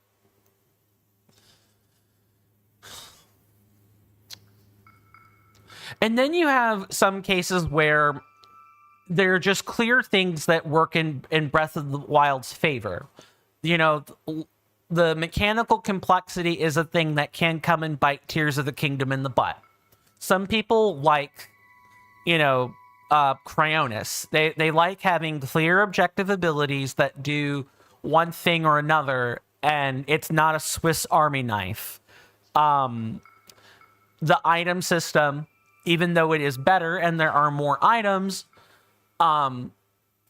because certain conventions like elemental arrows, or even just the way you move around sometimes have been changed, some people prefer the simpler system where there aren't as many conventions. There aren't as many newfangled things to follow. So when you balance the pros, the cons, and you have like the neutral, okay, here are some trade-offs for the system, what you have are two games that, even though Tears of the Kingdom is a direct sequel to Breath of the Wild, you very much have games that are hard to compare to each other. It's hard to say that Tears of the Kingdom, especially now that I've had more time to think about it, it's hard to say that Tears of the Kingdom is an objectively better game or that Breath of the Wild is an objectively worse game. I really don't think there's too much room for that. I think the most you could say is you either like the nuance or you don't. You either like the mechanical complexity or you don't. Let me read some comments and then we'll get back to the gaming. Tears of the Kingdom feels more like a DLC than a new game. Fun fact. It was definitely meant as a DLC. I read that from the cutting room floor in Breath of the Wild when we were ending that LP. We discussed that, and one of the things that was said on the cutting room floor website, and there are lots of Reddit articles to confirm that, is that there definitely was a plan to just have this one big fat game, and it would have been something akin to Xenoblade Chronicles 2, where that game had the main game, Xenoblade Chronicles 2, and then you had Xenoblade Chronicles 2, Torn of the Golden Country, and it wasn't until later when Monolith Soft made the decision, oh, we can sell that as a separate game because of how chunky Torn of the Golden Country turned out to be. We thought it was going to be a small DLC. No, it was basically a whole separate game.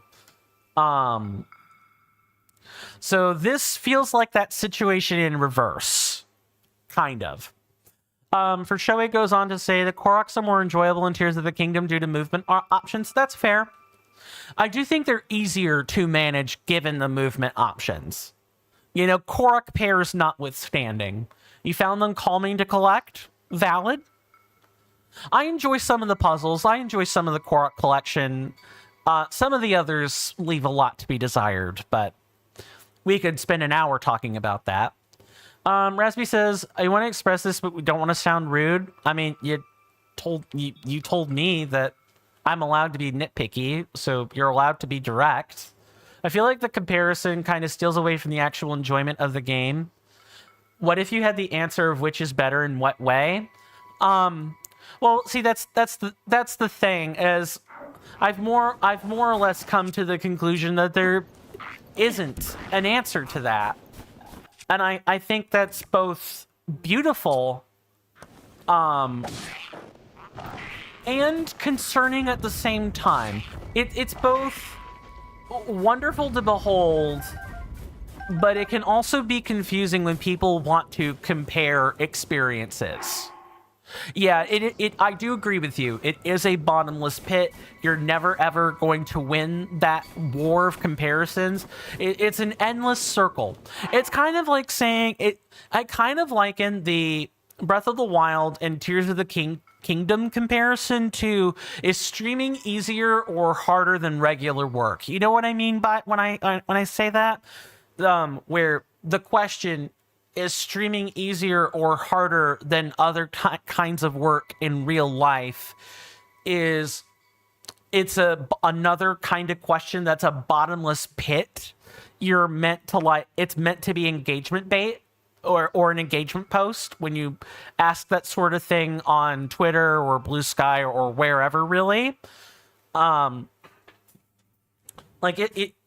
It's a question that's without end. And people are going to be arguing for and against forever. For Shoei goes on to say Breath of the Wild without DLCs, TOTK, and then Breath of the Wild with the DLCs. Yeah, I could certainly see that. I don't know where I'll shake up between the complete Breath of the Wild experience versus Tears of the Kingdom yet. I hope I'll have a better idea of that toward, I'd say, the latter end of the LP. Yeah, I was just alluding to that in the reply there about the comparisons kind of being just natural to make, but also, as Raspy said, they're a bottomless pit. Exactly. Raspy goes on to say, I think an answer without a specific complete foundation is incomplete. I agree with that. I think given the fundamental rules, you can have an answer, but let's say you do, what changes? You know, Tears of the Kingdom is better or Breath of the Wild is better. So what? I suppose it's validating to hear out how you feel about something. Well, everyone wants to share their perspective, right?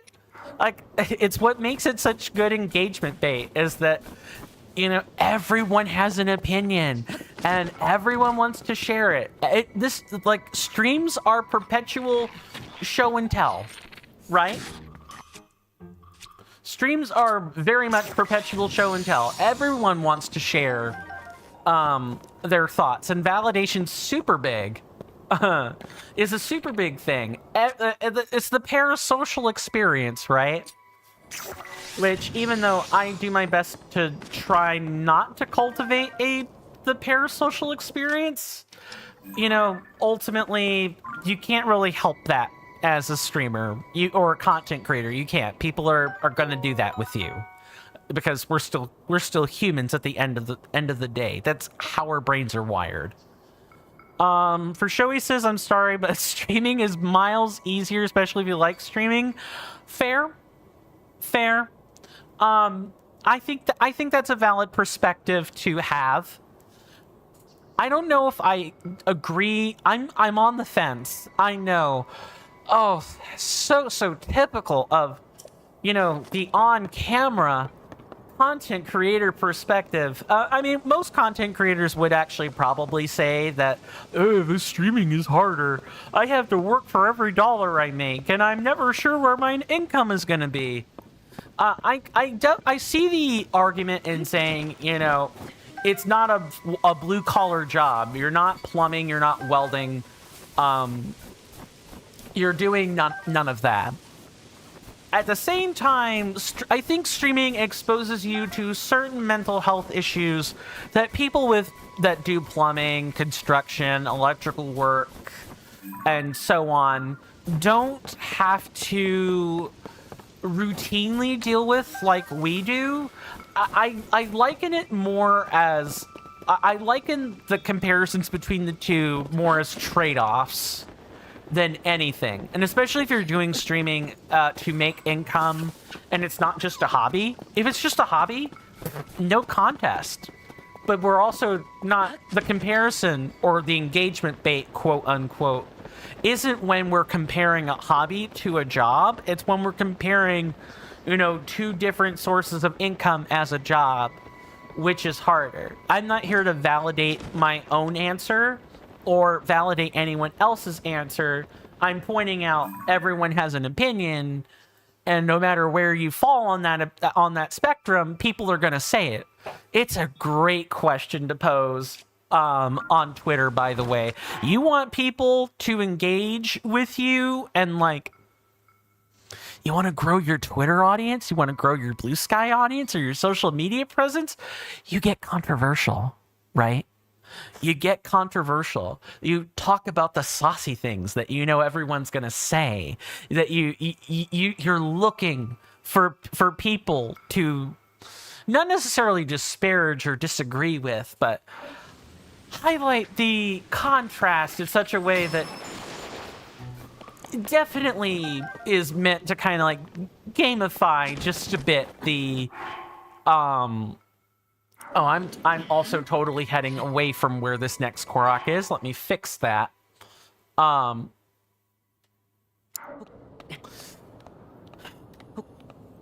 do I word I kind of lost my footing there. Give me a second. Yeah, you're playing the engagement game, and sometimes people ask the question earnestly, and sometimes people ask the question, you know, just for you know, farming posts or whatever. For Shoei says, I think the comparisons are a way to express your opinion on something and more or less win an argument. I agree, and people do too much of that on social media. Especially in today's times where I think we're already caught up in team sports at a political level, right? You have the us and them. Everyone's so concerned with that. It kind of just naturally translates over into some of the smaller arguments. Also, I'm pretty sure this isn't right. Yeah, it's definitely not right. I'm at a little bit of the wrong location.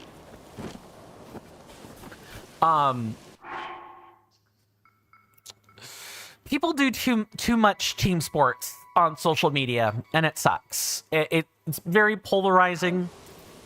It's why you hear so often that after posts like that. There was a famous VTuber who posted this question recently, and someone said something, and English wasn't this poster's first language. So some things are a little ambiguous, and this VTuber crashed the hell out. I mean it, like just crash out all the time. I'm pretty sure this is the tree because this is the bear tree here. Yeah, like wild. Even if you think the VTuber is correct, you know, their crash out is valid, but the extent of the crash out went entirely too far. I would recommend watching Rosie Bell Moo or a few other VTubers that have covered this if you want to know more. I'm not going to get into the weeds on this. The only reason I bring up that particular conflict is to say this is what I'm talking about when I say some people ask the question as like clear engagement bait. Is streaming easier or harder? Do you like dad bods or fit men or whatever? Like some silly question like that. And if you're not prepared to handle people's differing opinions and that they all stink, you know, maybe you shouldn't post engagement questions like that. Raspy says that's fair and there's value in that. And at least on social media. On YouTube, fortunately, it doesn't work unless the channel is exclusively built on that. Agreed. So you don't do that unless you're like a political commentator or, you know, rage bait is your specialty. I'm going to grab this last Korok at the top of the mountain here because I think that would be a particularly good place to cut off today's stream. And I want to give you guys a good view. I want a good view too. I'm doing this for me as much as I am anyone else. Yeah, I totally agree. For Shoei goes on to say, see, this is where the issue lies. People rage baiting. Yup, that's number one. And purposely trying to start conversation about controversial topics makes the experience worse. Yep, it's number two. When people reply with dumb or downright wrong just to get those clicks. See, 3 easy points. 3 easy points right there. Absolute truth bomb. I agree. Ultimately, it's the people, you know, doing this as like engagement or rage bait that make the discourse worse than it actually ought to be. I think most people could at least agree to disagree about, oh, is streaming easier or harder? I think if it weren't for the rage bait, I believe you could come to a disagree, at least a formal disagreement on the matter, and leave it alone. But rage bait posts, you were actively encouraged not to do that. It's gross. And I don't think the VTuber I'm referring to was actively doing that. I think it was more like they were asking an earnest question and the engagement bait was like a sub goal or like, you know, the subtext. And then it became like the primary text after the crash out. Let's see.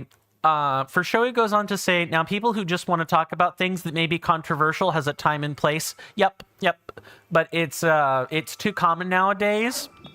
Yeah, like, controversial stuff is... I am a channel, I will say this. I am a channel that does not shy away from controversial stuff. The only thing I would probably not want to discuss too actively is, like, US politics right now. And that's only because that gives me conniptions. I don't want to think about it. I have enough stress without adding that to my plate. I hate it. But it is what it is. I don't want to discourage other people from talking about it. I just want to make my stance on the matter clear. Rasby goes on to say, sounds like you both are on the same page with this stuff. I'd like to think so. Even if our opinions are in contrast, going back to the streaming is easier or harder, and my opinion wasn't really so much in contrast, so much as it was, hi, I sit on the fence. Please don't push me off the fence. I'm undecided about it. I see the arguments, but I don't really make a decision. Let me have my fence. As long as people let me have my fence, I'm cool. That's my side of this argument. Raspy then goes on to say, I personally don't have an opinion on it anymore. You kind of stray away from things it can't have an impact on. Fair. That's good for your mental health. And you're doing what works for you. For the same reason you're not up to date on the state of wars and such. Fair. You can have a very in-depth opinion about rage baiting and controversial stuff, but you have no control over it. Yeah, you like exasperate your mental health. That's not good for your physical health either, I might add. In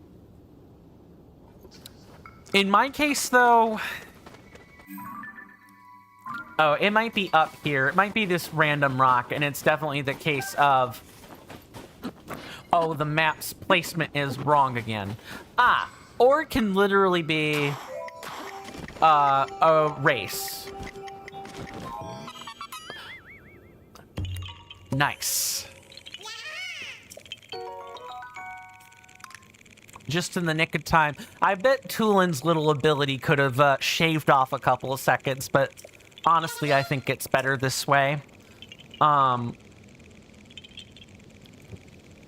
Yeah, the only reason I pay the rage bait or stuff like this as much attention as I do is because focusing on bigger things that may or may not affect me would actively make me upset, and I'm trying so damn hard to avoid it. It's not to deal with it. It's not funny.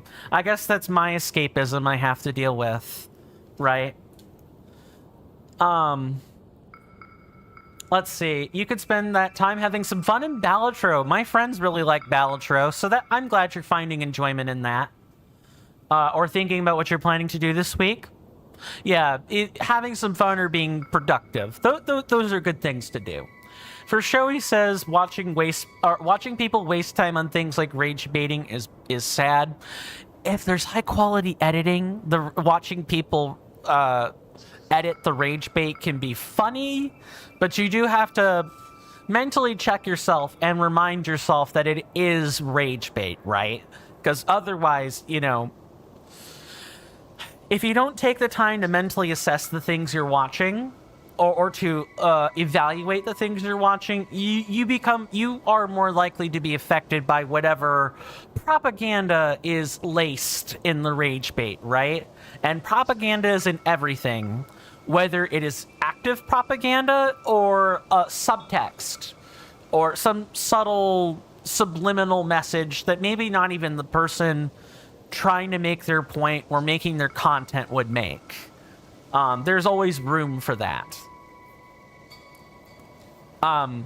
Recipe says, to me it feels like talking about it when not in a position of power, content creator or social media decision maker is also kind of a waste, at least to me. Fair. For Shoei says, well, you've got to go. See ya. Thank you so much for stopping by, for Shoei, and for participating in the discussion. You've been a godsend, really, truly. I would be happy to have your perspective back sometimes, or sometime. Enjoy yourself, my lovely senator, and I hope to see you back sooner rather than later. Rest well and be well.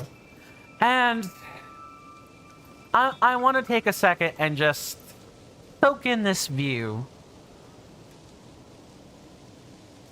Devaluating? Like, I want to make sure I've understood that word. Like, devaluing? Devalidating. Okay, got it. No, I don't think so. You're speaking about your perspective, right? I don't feel like you're attacking me. You're not saying, oh, I think the fact that Coin talks about this is like a waste of my time or whatever, right? Like, you're not being direct. You're not calling anyone out.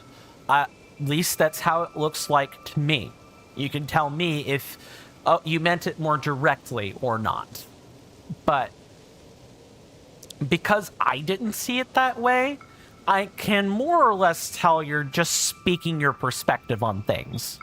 And that's kind of the whole point of this conversation, is even though it's not something that you can directly affect or you're in control of or anything, we're talking about the philosophy of the thing. We're talking about the mental doctrines and the dogma of the thing, right? And I think that is definitely a discussion worth having. It also fills the airtime, so there is that.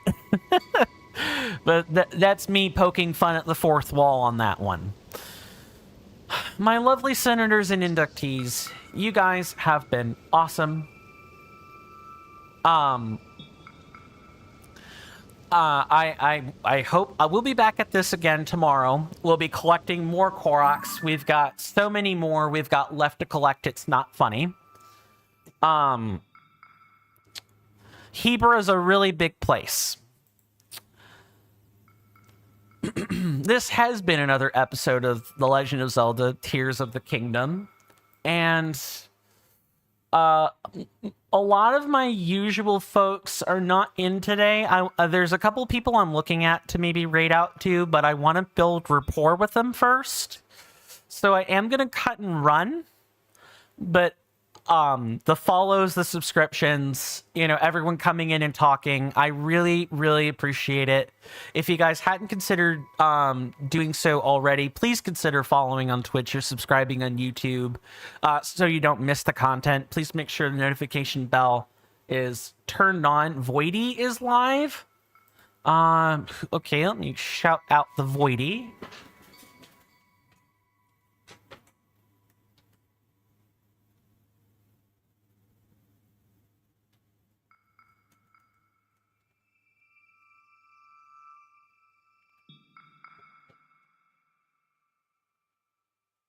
Oh, they're playing Code Vein. You at least watch that person? Do they... Let me tune into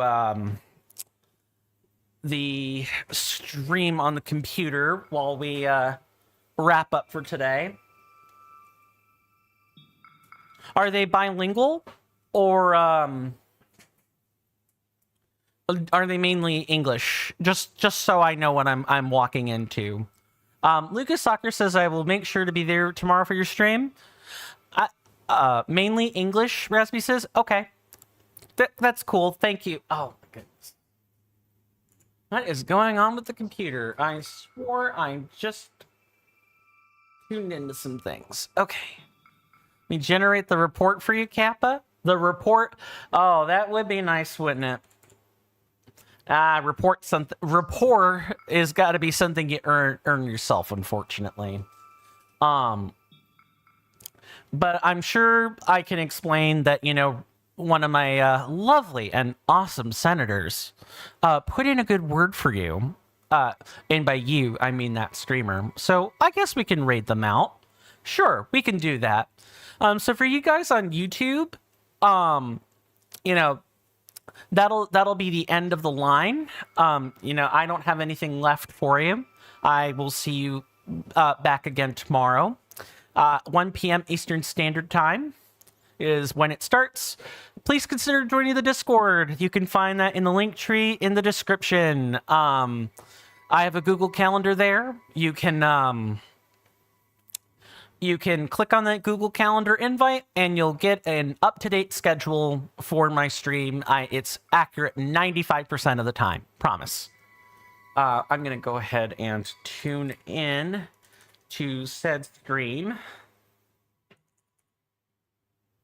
How do we spell it again? Voidy-Z-O.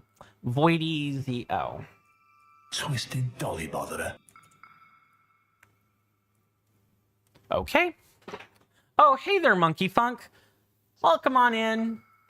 You've come in just in time. We're at the tail end of a stream, bud. How are things over in your slice of terra firma? If you guys don't know who Monkey Funk is, do check him out. He's a variety streamer like myself. Fairly relaxing guy. Plays a litany of things. More than I do, actually.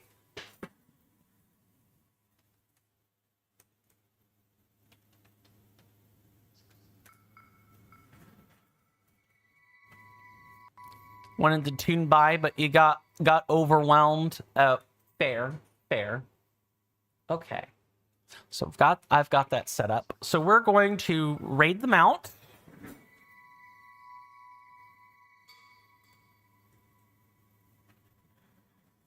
Monkey Funk says, you are good. Just about to start figuring out dinner, which will probably be sausages or burgers. I could go for a good burger right about now. That's delicious. But sausages are also good. Especially good and dewy. Or, chorizo? Yum. Burgers. You had an S-tier burger today? Oh, nice. You found a restaurant specialized in burgers? Ooh. While we're setting up the raid, what kind of burger did you have? Burgers would probably be the move, TBH. I would be inclined to agree, Mr. Monkey Funk. I suppose before we get set up, since we are going to raid, I'm going to spit out a couple of statements. I'm going to spit out a couple of messages. If you are subscribed at the Prime Gaming level or better, you can copy the first one. If in fact you are only following, you'll want to copy the second one. You don't have to, of course, but we want to show people that the electric love a lot of it. No idea how it's called exactly. Imagine your standard burger. Well, my standard of burger is completely different, right? I'm the kind of guy that likes all the vegetables on a burger: lettuce, tomato, onion, pickle, or cucumber. I'm not really much of a breakfast burger kind of guy, but I have eaten breakfast burgers before. Those are the ones that contain like bacon, fried egg, fried onions, so on and so forth. Imagine a burger, but like really good. Since it's a burger, right? How did you get it cooked? Medium well done, medium. Because, like, the cook on a burger matters a lot, too.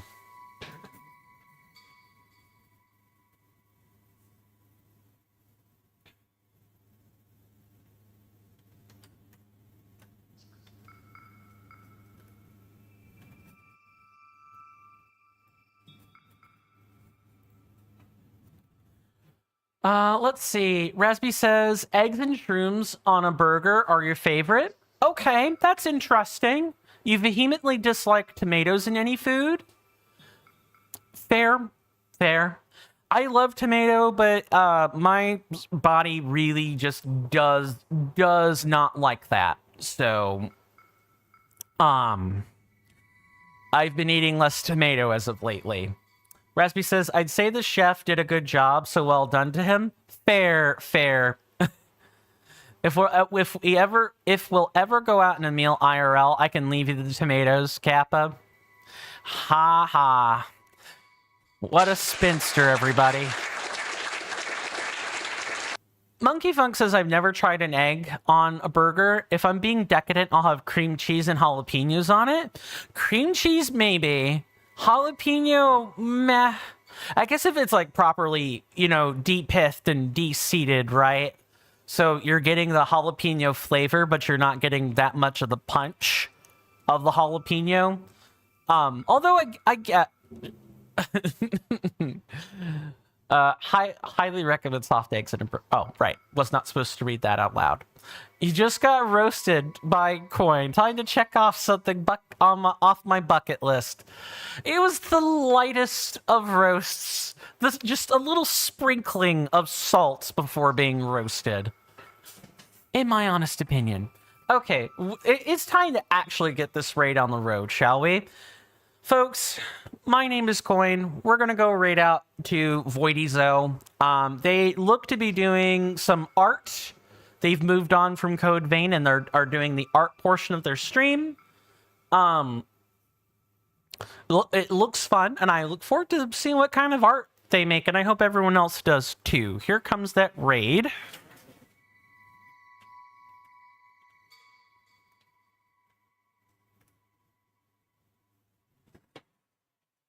If people want to join in on the raid, you're more than welcome. If not, then this is where we part ways, and I suppose I will see you guys later, But my name is Coin. This has been another episode of The Legend of Zelda, Tears of the Kingdom. Tomorrow we'll be doing more of the same, collecting more Koroks, going to visit more shrines, developing the random portfolio of experiences, all while having deep and terse sometimes an interesting conversation. My senators and inductees, do take care of yourselves. Do stay safe. You're welcome in my hallowed halls anytime, whether that be in my Discord or in my DMs. I'll see you guys next time, and with that, goodbye.